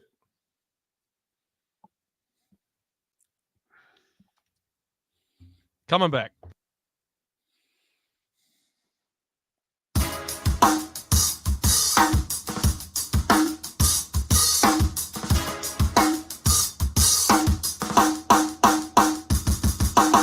Welcome back to Miller and Moulton, only on the Florida Sports Network. 22 minutes till the top of the hour. That's where we lead you along the network. The Diamond District bonus hour for the 239 is just a segment away. So Kyle Shanahan after the game was asked, hey, why'd you take the ball in overtime? And so his answer is, because I wanted to be assured of getting the ball after each team gets it once. He said, because after that, then next score wins. And so in theory, if you're the team that doesn't get the ball 2 out of 3 times, you could lose. So that was his answer. So he obviously thought that they were going to play a little while. The other thing that's come out here is that apparently the Niners players were not all aware of the overtime rules. Apparently the Chiefs were totally aware. And according to Chris Jones, defensive lineman for the Chiefs, if the Niners had scored a touchdown, the Chiefs were going for 2. So don't know if that was a decision that was made on the bench, in which as they walked to the bench, they were basically told, well, your day is, if they had given up a touchdown, hey, your day is done because we're going to win it or lose it right here. But Chris Jones after the game said, A, we were fully aware of the overtime rules, and B, If the Niners had scored a touchdown, if we scored, we were going to go for the win. Do you 100% believe that? I don't see how Chris Jones would say it if it wasn't true. Him and Andy Reid, by the way, are very close. So if you saw the reaction of the two of them on the field, I mean, those are two men that care about each other. So, yeah, I believe 100%. I don't know, because there's no reason to say it otherwise. Well, I guess I just think there might be an element of that's kind of a swagger thing to say afterwards. Like we had faith in ourselves the whole time and we were going regardless. I'm not saying he's lying. Because it's easy to see that after you win and it doesn't even matter. But Andy's not a riverboat gambler coach. He's not Dan Campbell. I mean, look, like Dan Campbell with 6 seconds left in regulation would have run another play. Dan wouldn't have kicked the field goal when there's time for another play. By the way, classic Romo. They put a second back on the clock for 10 seconds, and he goes, "Oh, this is key, Jim, because if they run a quick play with 6 seconds left, you got time to run another play." So they run the 4-second play, and then he goes, "Oh, you got to kick the field goal here, Jim." He just said you're going to run another play. I can't watch. I'm just telling you right now, I'm not watching with the volume up in 4 years when he and Nance do another one. I'm not. It's the last Super Bowl I've given Romo. I can't do it anymore. I wonder if just looking back at the snap, which it turns out to be irrelevant because they won the game. But in running that play, they were getting low snaps the whole time. If Reed's panicked at a low snap, I mean, there were a lot of things that could have gone wrong there. And I wonder if that entered into it, David, because to me, I said kick initially. And thinking back, it really doesn't make sense. 6 seconds is plenty of time to run another play. So, but Andy, just took the field goal. Okay. So, come on. If Andy had come out and we're going to go for 2, think about that moment, by the way. We're going to win or lose the Super Bowl on this play.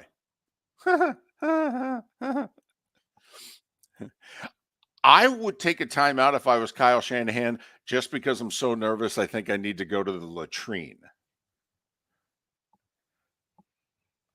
Man, how great would that be if that moment ever comes? They're going for 2 in the win. Win what? The Super Bowl. So you're watching the Australian broadcast in 4 years? Is that your plan? Or are you going to? I'm watching Nickelodeon on the radio. I'm watching Nickelodeon, or I'm going to mute it and put the Westwood One app or something. Yep. Hey, in 4 years, we don't know. There might be streaming services and all sorts of broadcasts, alternative broadcasts you can watch. Well, last night, the game was streamed on Paramount. I mean, for what it's worth, because CBS owns it. And, I mean, they had an alternate. It was the first alternate broadcast of a Super Bowl. That game was on Nickelodeon. Right. Slime and everything. They made fun of people's names. They had people's names spelled differently. I mean, they had fun with it. I mean, I don't even know if I get Nickelodeon. I was going to say. I really don't. I mean, your daughter's maybe a little too old for Nickelodeon, but no, maybe not. Turning 10? Probably not. But I don't even know if I don't even know if I get it to go to the alternate broadcast. I'm really happy that you watched a little Slime TV during that you had enough. Third quarter, I was literally yelling at the TV. He bothers me so much that I needed a break. I just needed a few plays. Give me a little Noah Eagle, Nate Burleson, and some Slime. Give me some kids on the sidelines making fun of everybody. Okay, good. All right, I guess I'll go back to Nance and Romo now. Jim! And we didn't get many of those yesterday. No, we didn't. Well, you knew we weren't going to get it because his boss publicly, leading up to the Super Bowl, said he needs to calm down. So you knew he was going to rein himself in a little bit. Well, he gave a tell when I'm watching the pregame, and they did a segment with Nance and Romo. Right. On the set, right? On the set. And Romo referred to Jim Nance as Nance. And when he did that, that was the tell he wasn't going Jim the whole game. Because I've never once heard Romo referred to Jim Nance just by his last name. So somebody got to Romo with that one. Yeah, I'm pretty sure that somebody was Sean McManus. Said, listen, I signed you to the contract. Can you do me one favor? Could you calm down a little bit? Of course, he's still talking after the winning touchdown.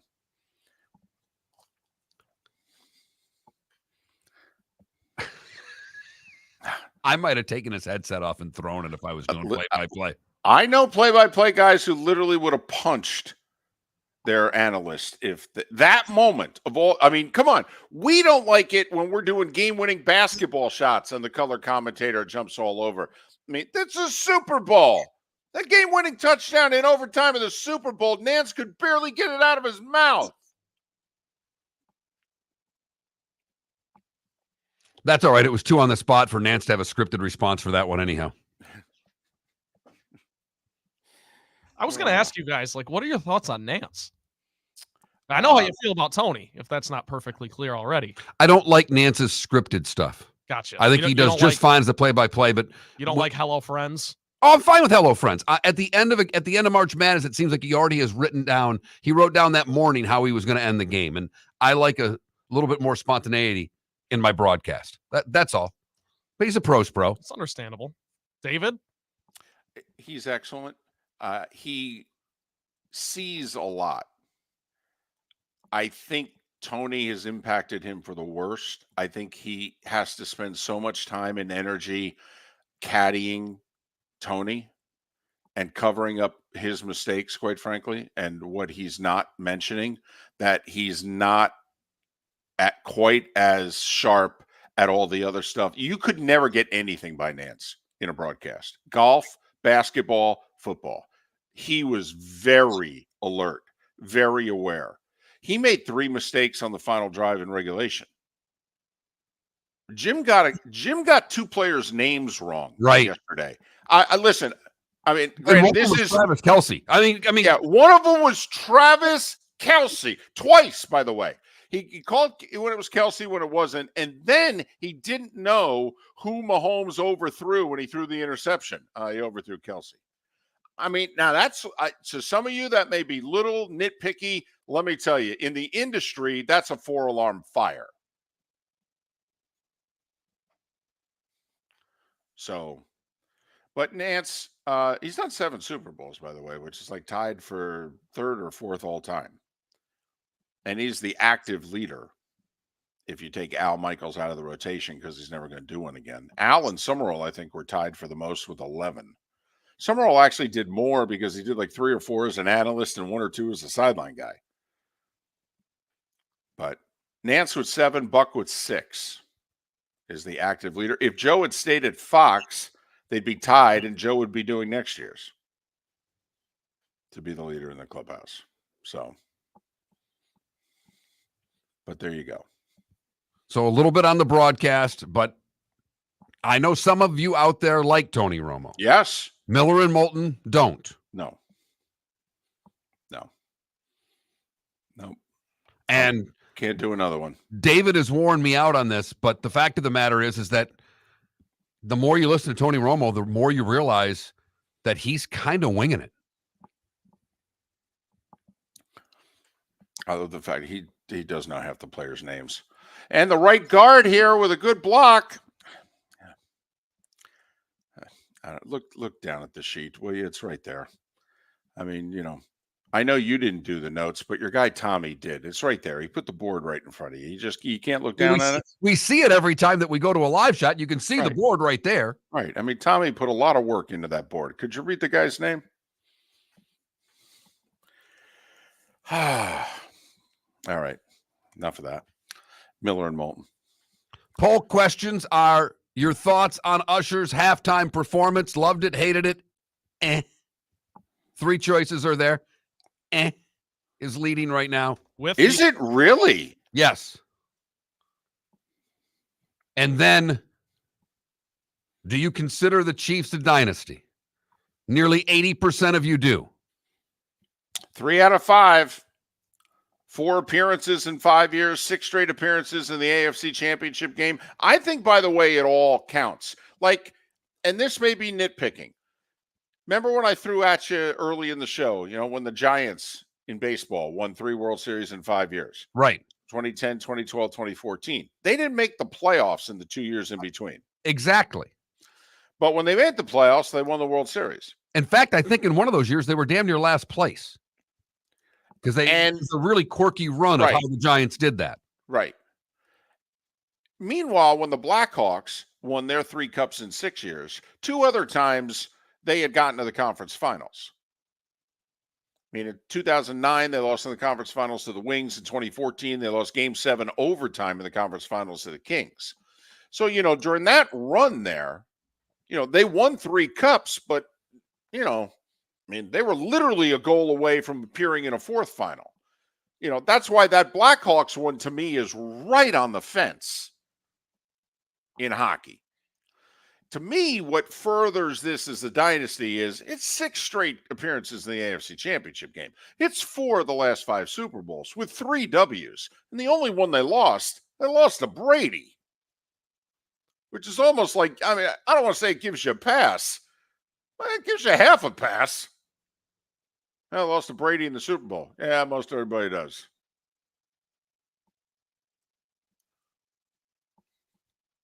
It's right there, David.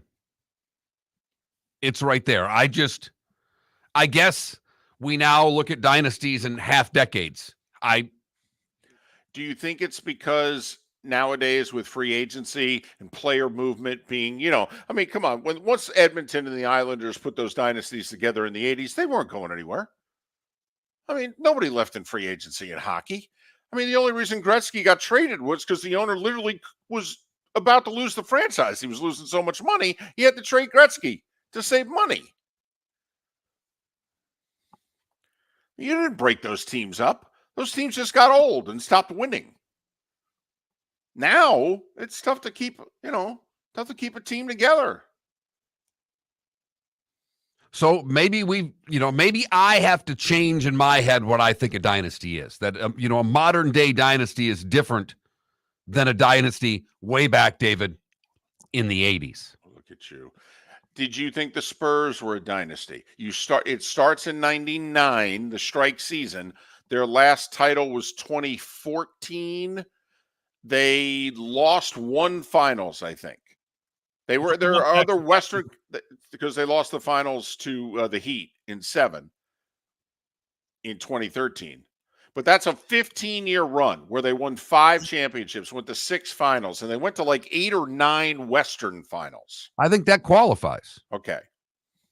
I think that qualifies. Even though they never went back to back, and there were moments in between. Dynasty started because Robinson got hurt the year before, and they got Duncan. Well, you do need that in that sport, especially back then. And that's even better than Dunkin' Donuts right there, if you can get a Tim Duncan. And I like Dunkin' Donuts. And we love the ad, for what it's worth. The ad won the gold medal last night. No doubt there. Miller in Moulton. Along the network, we thank you so much for listening. In the 239, the Diamond District bonus hour is next. Mark Miller for Molly Maid. Why Molly Maid, you ask? Trust. Moulton was a customer for 15 years. Affordability. Didn't I just say Moulton was a customer for 15 years? Worry-free services. Our professional house cleaners are fully insured and a 24-hour warranty. Call Molly Maids today at 239-774-5839. That's 239-774-5839 or online at mollymaid.com/FTMYERS. That's mollymaid.com/FTMYERS. Visit Jason and Todd at the Diamond District. Do you remember your first kiss? How about your first date? I'll bet you can recall that first Valentine's Day you were together. Or maybe that'll be this year. Valentine's Day is a celebration of love and affection, and this is where the Diamond District shines. Diamonds make a perfect Valentine's gift. Whether you're getting engaged or choosing a beautiful gift to fine jewelry, you'll want to visit Jason and Todd at the Diamond District. For Valentine's Day this year, Jason and Todd are offering you 5 years interest-free financing. Choose a beautiful diamond bracelet for $1,500, and you pay $25 per month. Stunning diamond earrings for $5,000, and you pay only $83 per month. Valentine's Day starts with Jason and Todd at the Diamond District and ends in romance as she unwraps her beautiful new diamond bracelet, stunning diamond earrings, or magical gemstone jewelry, including emeralds, sapphires, rubies, tanzanite, and more. Jason and Todd look forward to shaking your hand and welcoming you to their Diamond District family. At the Diamond District. The law firm of Michael F. Hornung specializes in criminal defense, DUI, personal injury, nursing home claims, and auto accidents. I'm a former prosecutor with over 34 years of experience. The information I know is information you need to know. If you've been arrested for a DUI, time is of the essence to maintain your driving privileges. Call the law firm of Michael F. Hornung for a free consultation. At the law firm of Michael F. Hornung, we are committed to excellence in your representation. Being a local attorney with local knowledge is clutch to the success of your case. For over 30 years, we have successfully represented the citizens of Southwest Florida. For a free consultation, call 239-437-0095. That's 239-437-0095.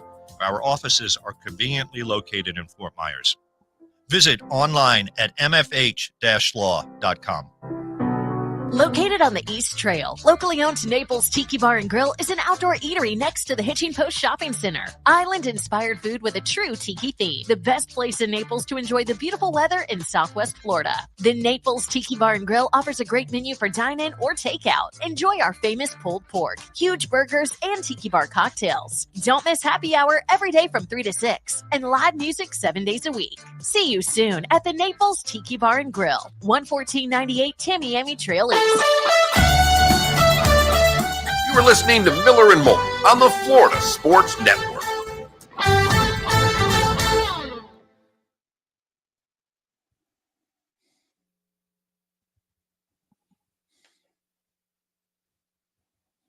Can I read you? My daughter just sent me her Super Bowl review. All right. Now, Trent, my daughter is 2 years older than you. Gotcha.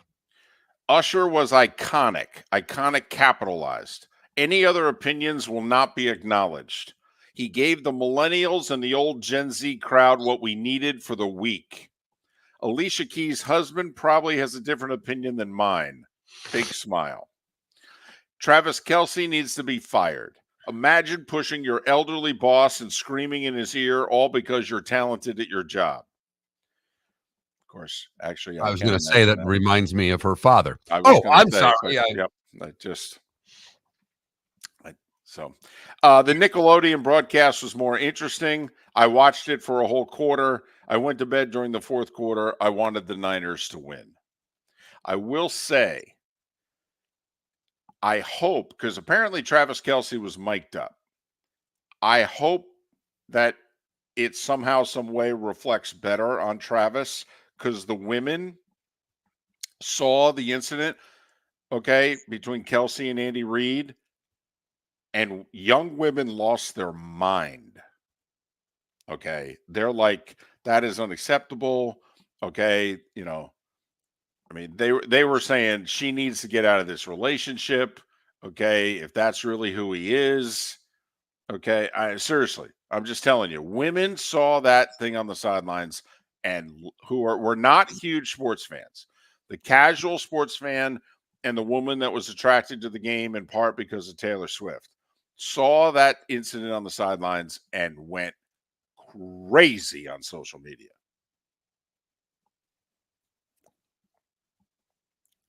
I mean, Julie was reading me the stuff on social media in the third quarter going, he's got a PR problem.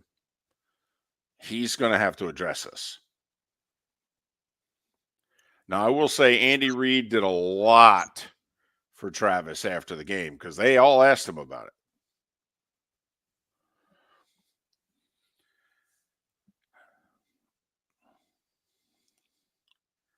But I hope that the mic'd up thing, you know, exonerates him a little bit. And he said it would. Like Travis was asked about it afterwards, and he even said, "Oh, you guys saw that." Okay. And he said, "I'll keep that between us, but maybe, you know, the mic'd up caught it." Okay.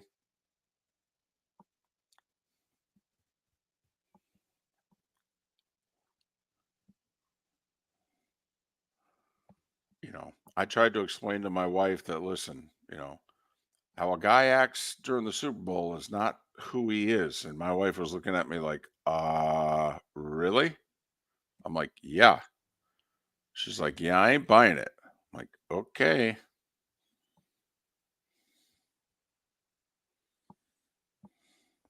It's literally 5 minutes after the game ended, I was gone. I didn't watch any of the post game. That's unusual for you, too. Yeah, it is. But it was 11 o'clock.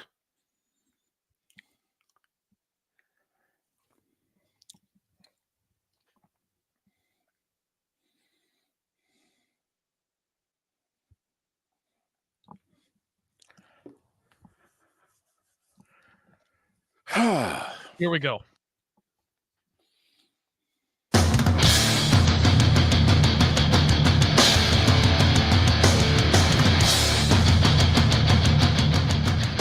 You are listening to Miller and Moulton, exclusively on the Florida Sports Network.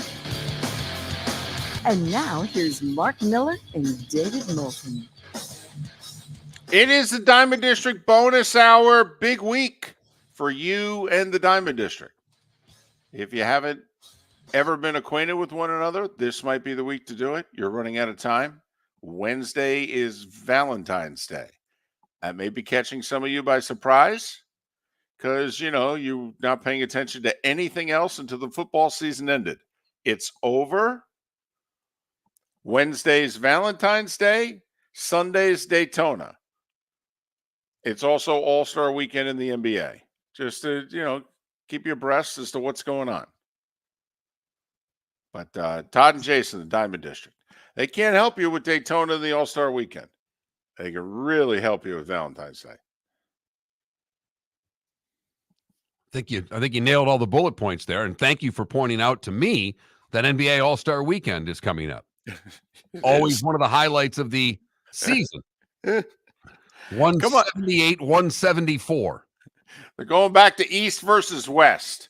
They're like one baseball slogan away. This time it counts. They're one slogan away. This time we won't play defense. Oh, right. That's Well, every time. This time we'll play defense in the final 5 minutes. Right.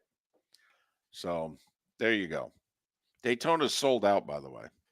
It seems like every major sporting event is just a really tough, expensive ticket. Did you see, by the way, smallest Super Bowl crowd ever? They made a few arrangements down below, only 61,000 and change. They had more people at the first Super Bowl, which wasn't called the Super Bowl the first time around, in Los Angeles. It was at the LA Coliseum. Even though the Coliseum could hold like 95,000, only like 62,000 showed up. This was literally the fewest people who have ever seen the Super Bowl in person. And yet, obviously, hot ticket. But what it did show is that fans of the teams aren't there because it was really quiet. There were more Niner fans than Chiefs fans. Yes.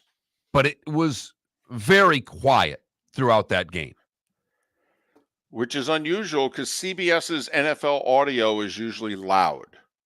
Sometimes it is difficult to hear Nance and Romo over their audio. We never had that problem yesterday. No, you didn't. Sometimes you wish that you did, but we never had that problem yesterday. So do you think, by the way, that this is the first of, Vegas and LA are going to be two of the five? Yes. Okay. Yes, but what's interesting, we'll find out here in the coming weeks, because I'm guessing if we dig, there'll be some stories on it, is that the only thing that I've read negative about the Super Bowl being in Vegas comes from some of the Vegas, quietly, some off-the-record comments by the people who run the casinos in Las Vegas, because they don't necessarily want, Trent and his brother there for the Super Bowl. They'd be more inclined to have two whales who really gamble there. Right. They're not interested in Trent's $7 bet. They're interested in the $7,500 bet. And with the Super Bowl being there, it brought more fans, more casual gamblers, if you will, not the football fan that rolls out to Vegas for the Super Bowl when it's not there because they want action the whole time. So that's the only thing to me to look at down the road is that how I read it was the people who have quietly run Vegas since Sinatra was there may not have liked this Super Bowl. So that's just, that's something to keep an eye on, David. But I think everything went off pretty swimmingly. There were not problems reported. I saw some stuff on social media of, Chiefs and Niners fans fighting after the game, but I don't care where you play the game. That kind of crap happens. I by all accounts, Vegas hit it out of the park, David. Well, the NFL seems surprisingly happy with it. So, and they're obviously the only one that counts. I mean, it's a focus group of 32, 33 if you think Goodell actually has a say.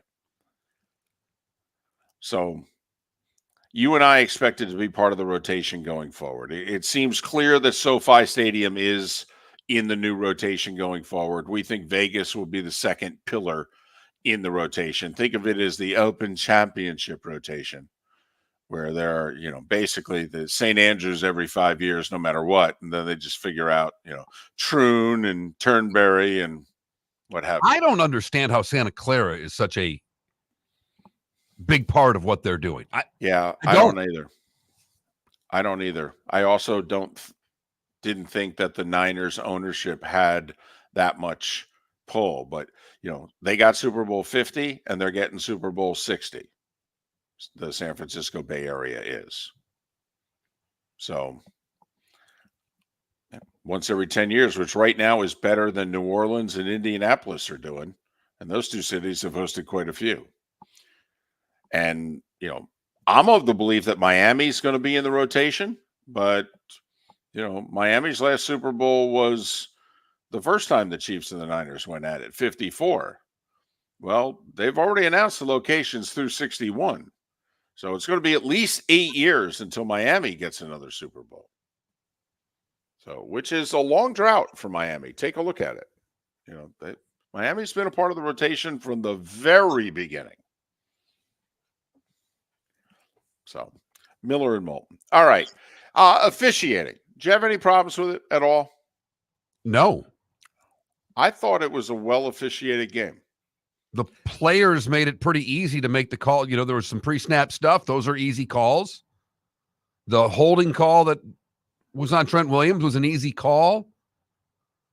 The defensive holding penalty seemed like the right call. I'm trying to think of something where I could question it, David. By the way, this is something that, Trent, you asked me last hour about Nance. This is something, and this could be very nitpicky.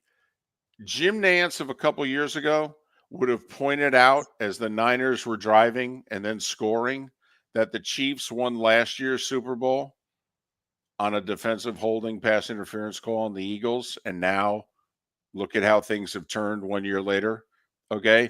That call was never brought up down the stretch of this game. Okay. I thought it was, come on. And the Niners are driving because that's 3rd and 12. That's incomplete. They're punting. Okay. Hey, I'm just curious, and you may not know the answer to this, but you work with Joe and Troy. Would they both have watched last year's Super Bowl and preparing for this year's Super Bowl again? Rewatched it because, no. David, you remember plays really well. I don't.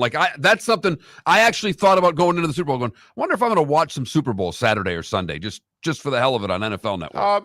Might have, because the Chiefs were involved last year. So maybe one or both of them would have watched a little bit of it. I would think the analyst would watch it more than the play-by-play guy. But Nance watches everything. Okay? And Nance is a huge sports fan. He knows all sports in the history and what have you. And to me, Trent, that's something that Jim Nance used to always would have pointed out. All right? And to me, and I can be a bit of a goober, but to me, the irony of a defensive pass interference holding call, extending a drive, leading to points. Come on. Is there a single Eagles fan that didn't see the irony as that was playing out? I think a lot. Come on, it was the Super Bowl last year. We all saw it. We don't remember how last year's Super Bowl ended? It was kind of a big call. I like the call, by the way. All right. And I'm a defensive guy. I always, I don't mind the defense getting away with a few things here and there. And they did. And the offense got away with a few things. And Super Bowls are typically officiated that way where there are less penalties called. But we had John Perry on late last week, who was the referee in 2 Super Bowls, and he's the Monday Night Football rules analyst. And he said without question, that man who refereed yesterday, best referee in the game today. The one thing I will say, man, those calls were made quick. There was no delay. They had 1 3-second conference about a call. That was it. I will say, and it was the grounding penalty when the receiver, when he did we did the chest pass. Yep. The 1975 bounce pass there, basically. Right. And that receiver was coming back into play. It was an interesting call. It actually, Gene, CBS's rules official, disagreed with the call. Disagreed with it. And it looked as if one of the other officials was definitely second guessing the referee. And the referee just kind of pushed him away and said, No. I got this. I'm making a call. It's grounding. Yeah. The referee's like, no, I had the angle. He was just throwing it away. He was not throwing that ball to that tight end. Tight end tried to make it look good, but he was throwing that sucker away. And I thought that was the right call. I mean, come on. And Mahomes wasn't throwing the ball to that tight end. First off, he shot-putted it with 2 hands. And if anything, he had his left hand on the ball more than the right. Okay. And for what it's worth, the ball didn't get to the line of scrimmage. Now, I know when you leave the pocket, but it still has to get to the line of scrimmage. Exactly. Come on. It clearly was grounding. Now, Nance did point out something, and I didn't necessarily disagree with him. When the fullback for the Niners, when he made that catch near the sideline in overtime, and then and then dove, and when the ball hits the ground, he loses it. Okay, and Nance just said, I'm surprised they're not taking a look at this, just to be sure. I was shocked that Romo didn't bring up the Dez Bryant play, because that was the Dez Bryant play from 9 years earlier. I mean, it was. Dez caught it, took 2 steps, extended the ball towards the goal line. Ball hit the ground. They called it incomplete. Well, the fullback of the Niners just did the exact same thing. Caught it, took 2 steps, extends the ball, okay, doesn't hold on to it. To me, I mean, I was shocked that Romo didn't bring it up. I mean, Dez took right to Twitter and said, I don't know, looks like an incompletion to me. At least that's what I'm told. Okay, I mean, I couldn't believe Romo. It's arguably the biggest play of his career. I mean, they might have won the Super Bowl that year, to be honest with you. That's how close the playoffs were that year. But, but they didn't review a play, did they? No. No, not and one. Yet it was the longest Super Bowl ever. Yeah. Crazy. Well, they played 5 full quarters. And they didn't run the ball in the third quarter. Right. No, Niners certainly didn't. I thought the officiating was very good, though. If anybody's complaining about the officiating today, I just think you're miserable. Come on. But, I mean, come on. If that's the officiating we're going to get for the rest of our lives, come on. It would be pretty damn We'd happy. sign up for that right now, David. I thought they had a really good game. Yeah. So. Miller and Moulton. Miss any of the show? Go to all the usual spots to download it. This is the bonus hour, brought to you by Jason and Todd at the Diamond District. Mark Miller for Molly Maid. Why Molly Maid, you ask? Trust. Moulton was a customer for 15 years. Affordability. Didn't I just say Moulton was a customer for 15 years? Worry-free services. Our professional house cleaners are fully insured and a 24-hour warranty. Call Molly Maids today at 239-774-5839. That's 239-774-5839 or online at mollymaid.com/FTMYERS. That's mollymaid.com/FTMYERS. Visit Jason and Todd at the Diamond District. Do you remember your first kiss? How about your first date? I'll bet you can recall that first Valentine's Day you were together. Or maybe that'll be this year. Valentine's Day is a celebration of love and affection. And this is where the Diamond District shines. Diamonds make a perfect Valentine's gift. Whether you're getting engaged or choosing a beautiful gift to fine jewelry, you'll want to visit Jason and Todd at the Diamond District. For Valentine's Day this year, Jason and Todd are offering you 5 years interest-free financing. Choose a beautiful diamond bracelet for $1,500 and you pay $25 per month. Stunning diamond earrings for $5,000 and you pay only $83 per month. Valentine's Day starts with Jason and Todd at the Diamond District and ends in romance as she unwraps her beautiful new diamond bracelet, stunning diamond earrings, or magical gemstone jewelry, including emeralds, sapphires, rubies, tanzanite, and more. Jason and Todd look forward to shaking your hand and welcoming you to their Diamond District family. At the Diamond District. The law firm of Michael F. Hornung has successfully represented the citizens of Southwest Florida for over 30 years. As a former prosecutor, the information I know is information you need to know. If you've been arrested for a DUI, a criminal matter, or involved in an auto accident, call the law firm of Michael F. Hornung. I'm a local attorney with local knowledge to assist you through the process. For a free consultation, call 239-437-0095. That's 239-437-0095. Offices in Fort Worth. You are listening to Miller and Moulton on the Florida Sports Network.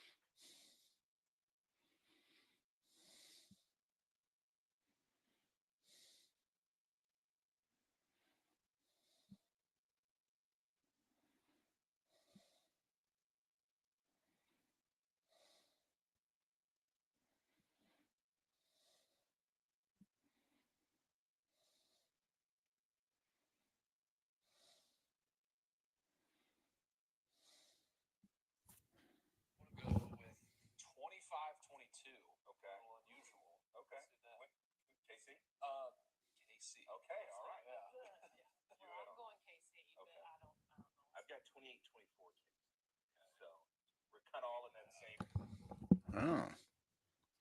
So a sports guy on KLBK TV.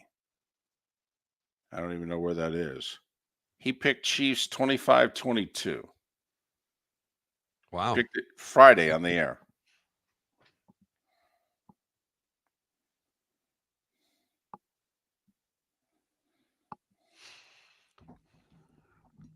I just took some wet naps that were in the studio and washed my monitor here, David. It's one of the more glorious things I've ever done. This thing was, I've been meaning to bring in Windex for like a week because it's so disgusting.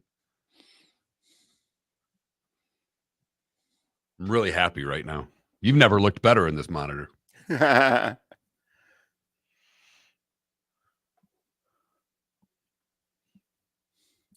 Logic Man, and don't draw anything into what I'm about to say. That's Joe Biden poking fun out of, the right has been saying that this is all, Taylor is an operative for the Biden campaign and this is all, conspiracy. And so that's why he sent out the tweet that said, just like we drew it up. Just so. Yinzer, some people love the Kennedy commercial. Many thought it was strange. Who loved it? I saw a decent number of people on social media like it. Really? Okay. But I think those people. I was afraid of Twitter during the game. I didn't go on it. I didn't participate because I'm on a 45-second delay watching YouTube TV. Gotcha. You can make it whenever you want, Adam. I'm just not going to. Yeah, we're not going to read them.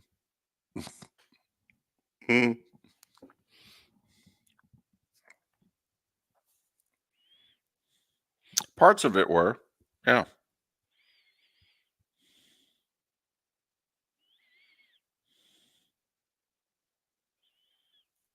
I liked it artistically. I thought it was cool. The RFK ad? Yeah. But I can totally see how some people thought it was creepy or stupid or whatever. I liked it.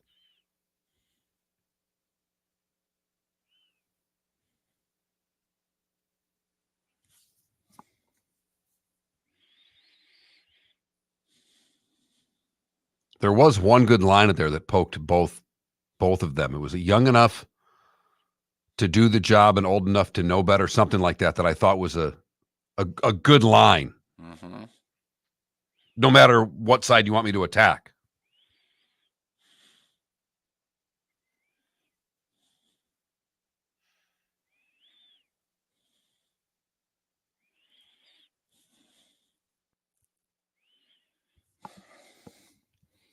I was just shocked Noah Eagle was on the broadcast.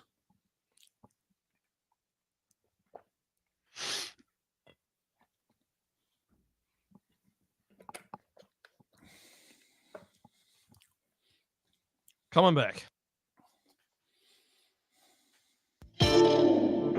Welcome to the bonus hour, brought to you by Jason and Todd at the Diamond District. And now, here's Mark Miller and David Moulton. 21 minutes past the hour, the Diamond District bonus hour.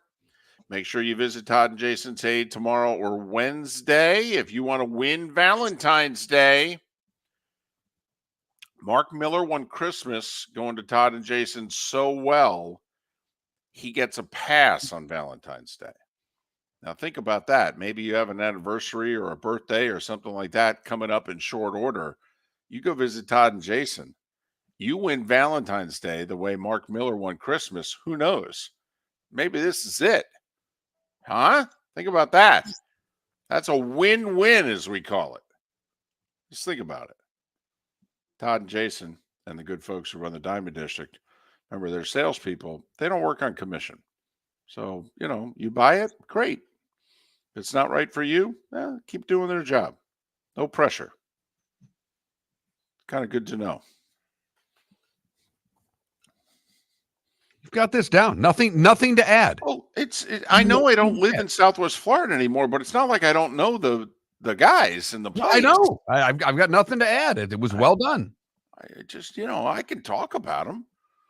Hell, they helped us. We helped them. It's a win-win relationship. Yes, it is. I think their win's a little bigger than ours, but, it's okay. It's a win-win. We're happy with it. We like them. It's good. Maybe one of these days, we'll have a win like that. Maybe. One of these days. I went out a loser with my Super Bowl pick. David went out a winner on football season. The big question, there's two. A little bit of controversy with the anthem. Reba sang the last line twice. In most places, that's an over. Couple places, because when she sang it the first time, she was under. They actually paid out on both. But to most, the anthem went over. Minute 35, the over-under was what? Minute 30 and a half, minute 31, something like that? Yeah, it was minute 30 and a half. Okay, here's the big one, though. What did you get the over-under at? Because all week it was 47 and a half. But the game was 1.5. It was 2, 1.5, 2. So what'd you get the over-under at? Because ESPN bet it went off at 46 and a half. Well, then the game went over. Most places had it 47 and a half. That's an under. So, every now and then you get that outcome in which, when did you place your bet and where? What'd you get it at? The whole anthem thing is crazy to me because Guillermo's in our Twitch chat room saying Bovada was very clear. It ends on the first brave. Yeah. Everybody else says it ends on the first and last note. Right. So I think it's now going to be defined.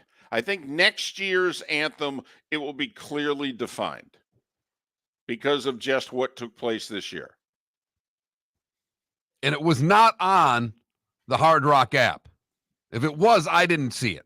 And I looked because I would have played it. And we would have lost money. Yes, we would have. Although I have to admit, I thought she did a great job with her scouting report because until she doubled up home with the Brave, everything that she said was perfect. The note she was going to sing it at her pace, the whole deal. She nailed the scouting report. And then Reba was so fired up, she said, sing it again. Home of the Brave. Great. Fantastic. So most prop bet was the coin toss, for the record. And teams who have been winning the coin toss have been losing the Super Bowl. The two exceptions, the Chiefs, the last 2 years. And as for coin tosses, why did the Niners take the ball in overtime? Kyle Shanahan said after the game, because after the first possession for each team, next score wins, I wanted us to have the ball.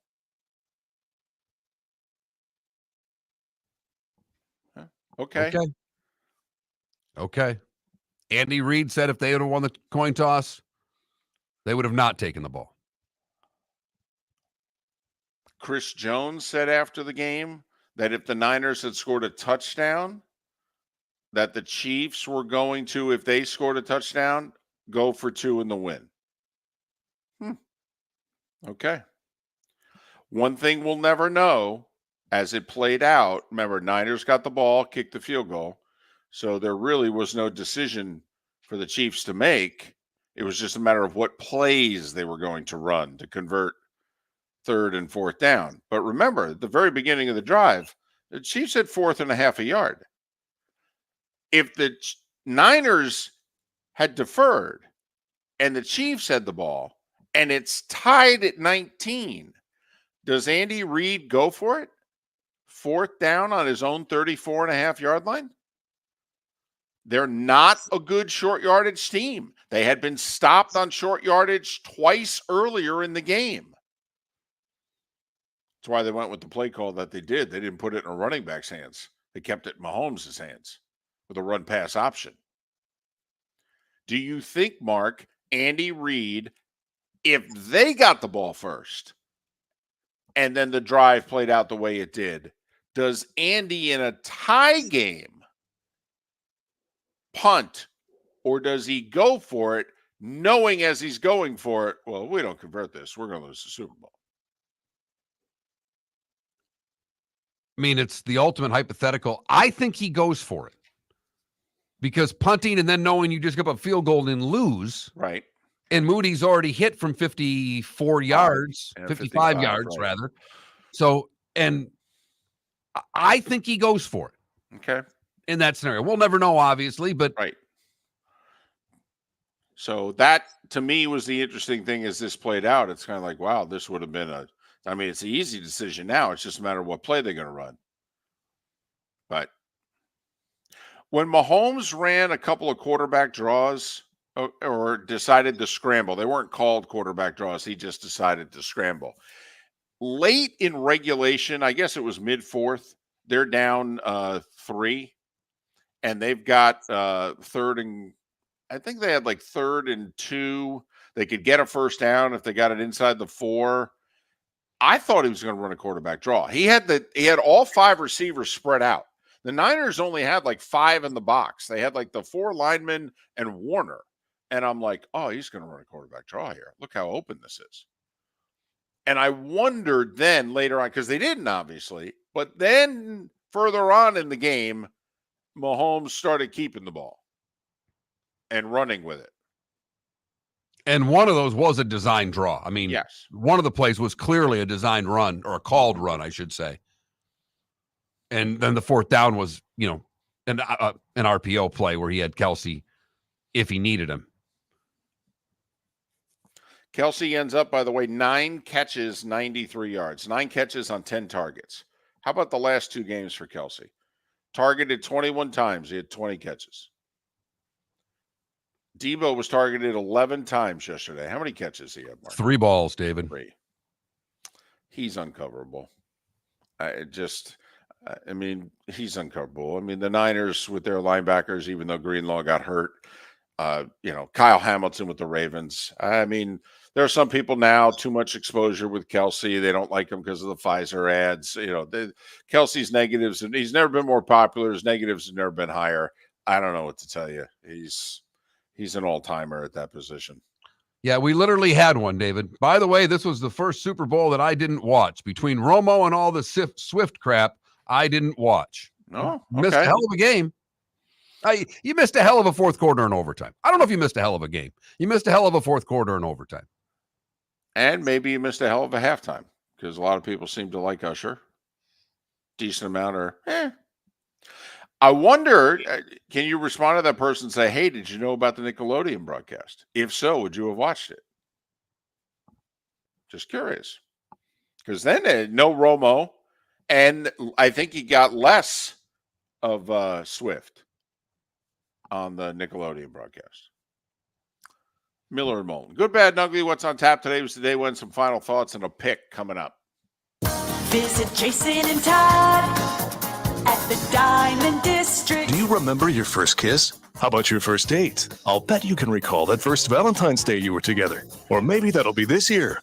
Valentine's Day is a celebration of love and affection. And this is where the Diamond District shines. Diamonds make a perfect Valentine's gift. Whether you're getting engaged or choosing a beautiful gift to fine jewelry, you'll want to visit Jason and Todd at the Diamond District. For Valentine's Day this year, Jason and Todd are offering you 5 years interest-free financing. Choose a beautiful diamond bracelet for $1,500 and you pay $25 per month. Stunning diamond earrings for $5,000 and you pay only $83 per month. Valentine's Day starts with Jason and Todd at the Diamond District and ends in romance as she unwraps her beautiful new diamond bracelet, stunning diamond earrings, or magical gemstone jewelry, including emeralds, sapphires, rubies, tanzanite, and more. Jason and Todd look forward to shaking your hand and welcoming you to their Diamond District family. At the Diamond District.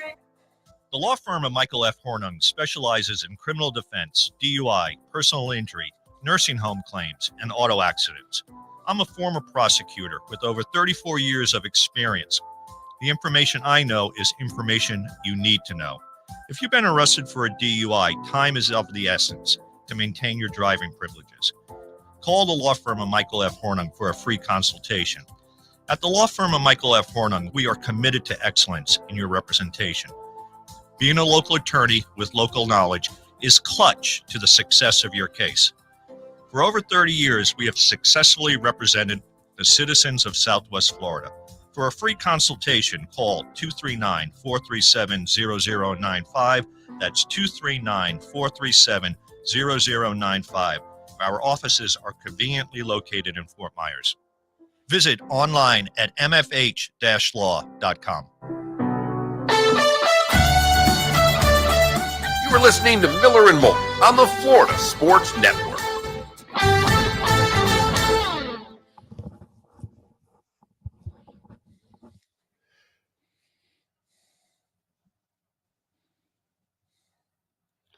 I like that your brother wakes up early, jumps in the Twitch chat room, and then leaves.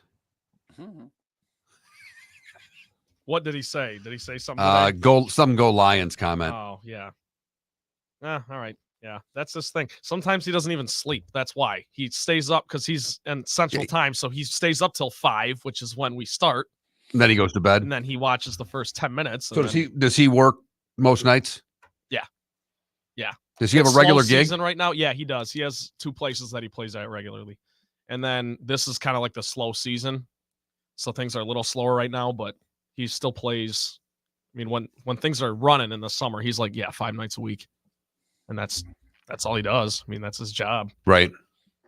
Now, is he a country guy? More like acoustic. He plays a lot of like Zach Bryan type stuff. Okay. So I don't know what you want to. Has he made any inroads out there for musically or? Oh yeah. I mean, he's off to a decent start, I would say. I mean, he's been there less than 2 years. Got a decent following, makes enough money off his streams to. Good for him. Tough industry. Very.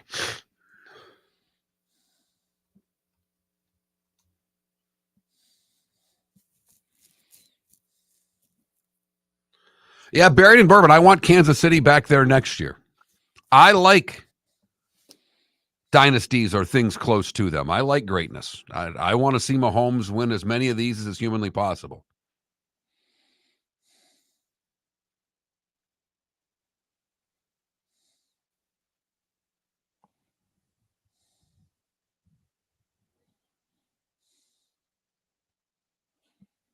Atlanta, let's just pump the brakes there.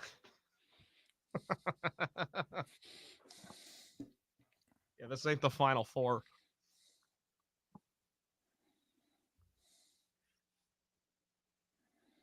We had nothing that fits our system tonight in college hoop. No.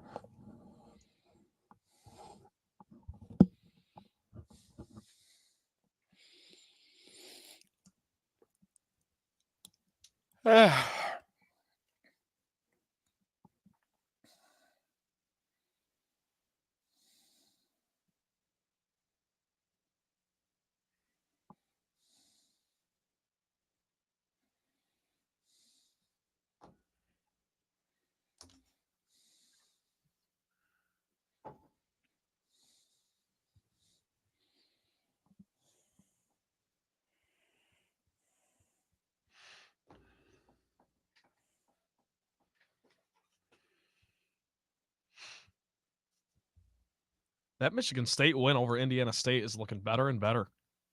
Indiana State is like good. They're a tournament team. So I got to talk to Shelby because I can't even pull up his brackets on this computer without a Google Going crazy. Security thing saying his site is very unsecure. What's the name of it again? Bracket WAG.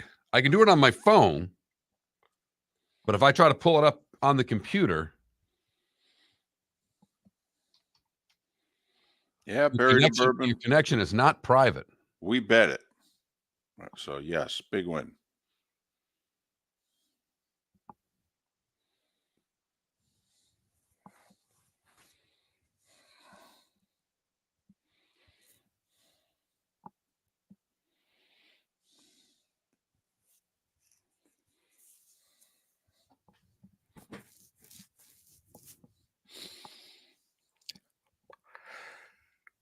Oh,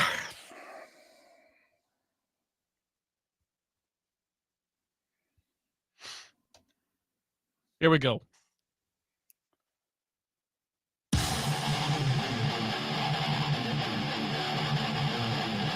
You're listening to Miller and Moulton, exclusively on the Florida Sports Network.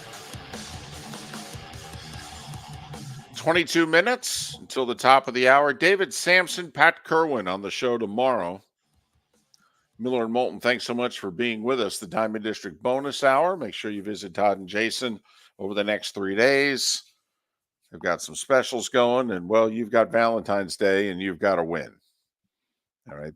You don't want the answer for the loved one in your life to be one of the 2 answers that we offer in our Usher halftime performance poll question. Question is, what'd you think of it? Really good. Liked it. Didn't like it. Which is kind of like, C plus, B minus. You want to win Valentine's Day. You do. So just saying.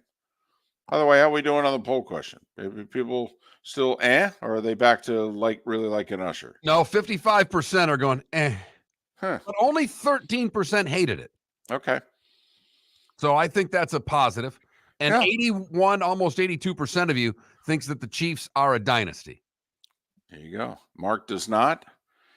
Trent and I do. That Mark Miller, the David Moulton, Florida Sports Network.com.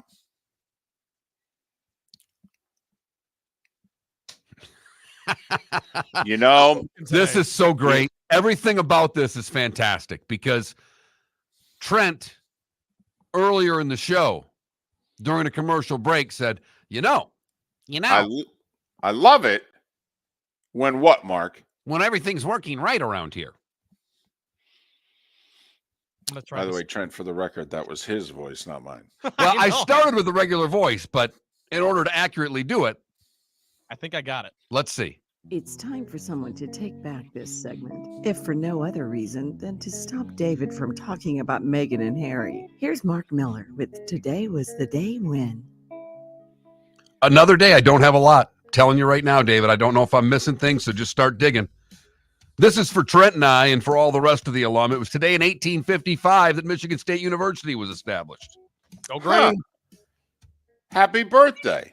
Wow. You guys are 169 years old. Damn. What do you get someone who's 169? Hearing aids. 1909, the NAACP forms. 1937, the Cleveland Rams are granted an NFL franchise. 1964, the Beatles play their first concert in New York City. It was at Carnegie Hall. Gretzky in 82 scored his 153rd point of the season to break an NHL record. It is February. And a year ago, Kansas City took down Philly in Super Bowl 57, 38-35. That Mahomes guy was the MVP. Abraham Lincoln, Charles Darwin, Lorne Green, that's for Moulton and I, dead or Canadian, he happens to be both. Joe Garagiola, Bill Russell, and Ray Manzarek all born today. Chet Lemon, 69. Love Chet Lemon. Arsenio Hall is 68. And RG3 is 34. I got to admit, I was part of the wave with Arsenio. I was his first when he was, that 18 months to 2 years where he was, a thing.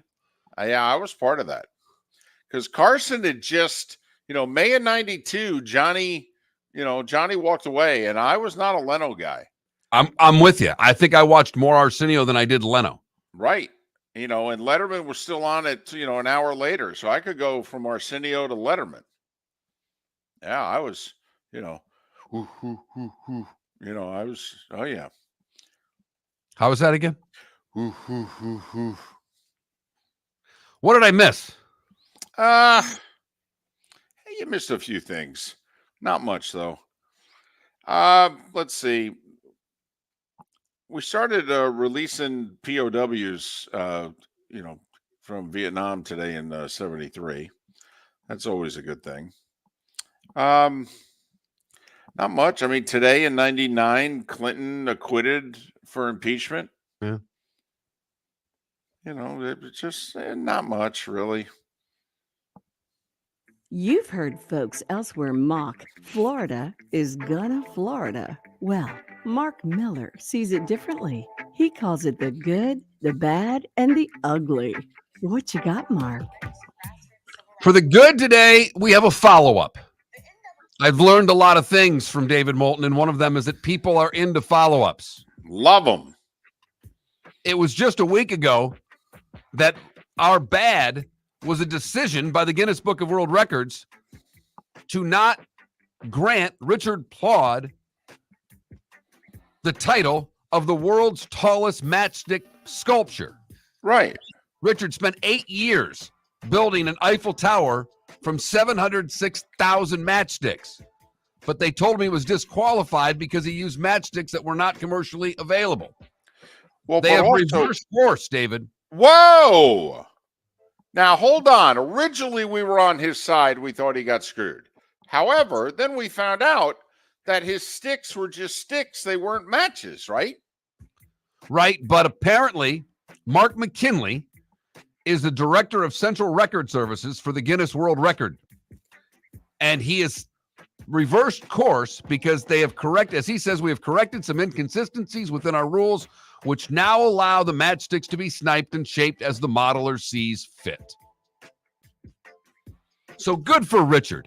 Wouldn't want him to spend 8 years building this damn thing and not get a record. 8 years. Right. Years. He started, Obama was president. Wow. For the bad, we go to North Bend, Washington, where Amy Holt said her camera recorded Someone attempting to enter her home through the doggy door. It was a bear. Uh-oh. Correct. She said the video is completely entertaining, but it also makes me a little worried about waking up in bed with a bear next to me. Well, The bear was too big for the doggy door. The bear then tried to get through a couple of windows as well. Don't worry, honey. You won't be waking up with a bear next to you. I can assure you of that. And finally, the ugly. We go to Cape Coral, where the Cape Coral Police Department is looking for your help in finding the Cookie Monster pajama thieves. A man and a woman in matching Cookie Monster pajamas went to the Lowe's on Pine Island Road and tried to leave the store without paying. When they were stopped, the man revealed that he had a gun in his waistband and threatened the loss prevention officer. They then left the store and are still at large. If you have any information on the Cookie Monster thieves, call the Cape Coral Police Department. And that, David, is the good, the bad, and the ugly on today, February the 12th, 2024. It's a slow sports night. Some teams are in Florida reporting the spring training today, though. But it's a slow sports night. First off, there's only, one ranked game tonight? Two. Duke's at home and then one game with ranked teams, Texas Tech and Kansas. So Duke's a 7.5-point favorite at home. Duke has not been playing well lately. Wake Forest is coming to town. Wake has not shown the ability to be able to beat teams like Duke. But then again, well, funny stuff's been happening. We'll probably stay away from that. Here's our big dilemma. Kansas at Texas Tech. Kansas is the more highly thought of team, but Texas Tech's actually a home favorite. So do we stay away from the game or do we pick a side? Does Kansas start becoming Kansas again?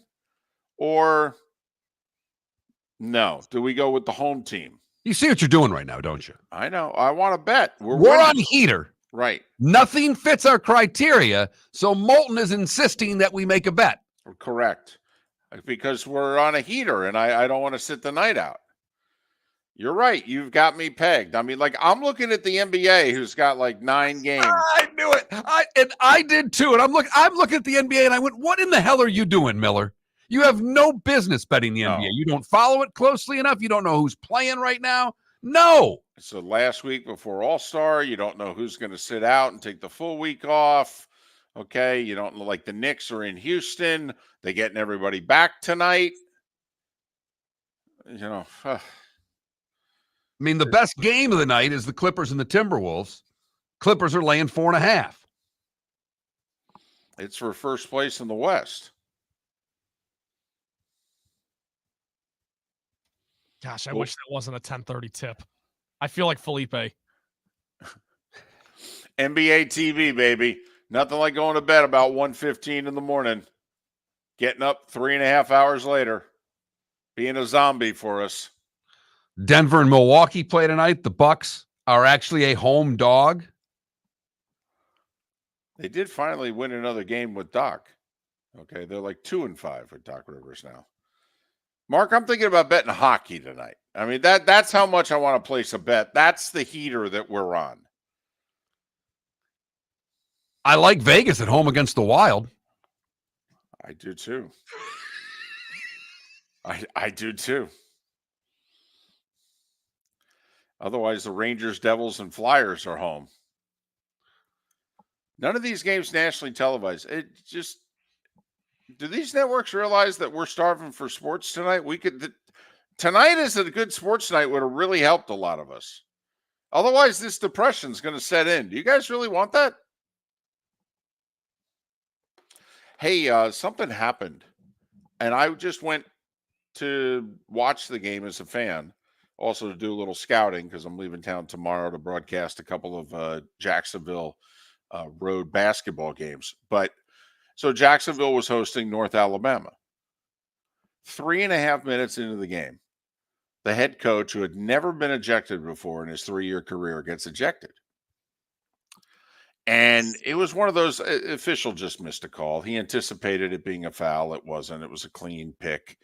And so, the Jacksonville coach is just going, come on, man, you missed that one and what have you. And they're just talking. And at no point in time do you see the official give the T sign, like, hey, I'm teeing you up. And then they start talking some more. And then, the other official blows the whistle. We're going to have play resumes. And literally the other two officials want to return to the game. The official and the coach are still talking. And now it's starting to get a little animated. The official begins to walk away. The coach follows him 2 steps onto the court. They both stop. They continue to go at it. And then Jordan Mincy, the head coach of Jacksonville, loses his blank. And he is charging this official. I mean, he is being held back. Players are getting in the middle.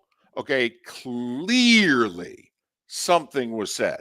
What'd you say to him, Reg? From the one official to the coach. And the coach, he gets double texts. He's gone. Okay. He walks across the court, walks into the first row of the stands to his athletic director and says, this is what happened. Okay. And then walks off the court, shakes the other coach's hand, actually, shakes the other players' hands and what have you, and leaves. But clearly you're getting the impression sitting in the stands, well, obviously somebody said something to the other that the other didn't like. Yeah, the A-Sun came out yesterday and suspended that official for the rest of the year. Oh, boy. I've never seen that before.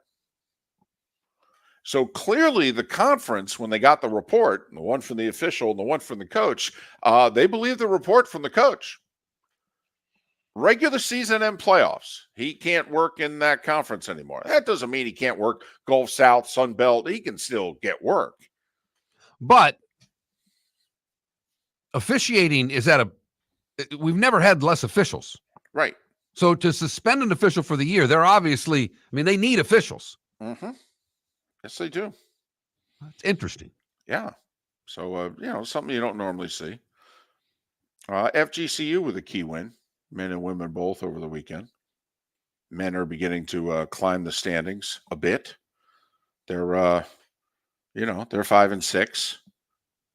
They're like tied for 7th, something like that, trying to get some playoff positioning here. Got 4 games left, only one this week. I think they've 2-2, I think, in terms of home and away down the stretch. So we'll see if they can get a little something together. Women are pulling away, as they always do. Now it's time, Trent. We might have to take one of those FGCU games in between now and the end of the regular season. Let me know. Aren't many left. Exactly. There's only 2 weeks left in the regular season. And the odds are they're not going to host a conference tournament game unless they really win 3 of 4 coming in. Minimum, yes. Mm-hmm. So then they'd have a shot. The women, meanwhile, will host the whole damn thing. As they always do. Yep. All roads go through Alico Arena when it comes to the women's side in the A-Sun, where they have been dominant now for ever. Miller and Moulton. Pat Kerwin, David Sampson to join us tomorrow. Have a great rest of your Monday, and thanks for listening to Miller and Moulton. Mark Miller for Molly Maid. Why Molly Maid, you ask? Trust. Moulton was a customer for 15 years. Affordability. Didn't I just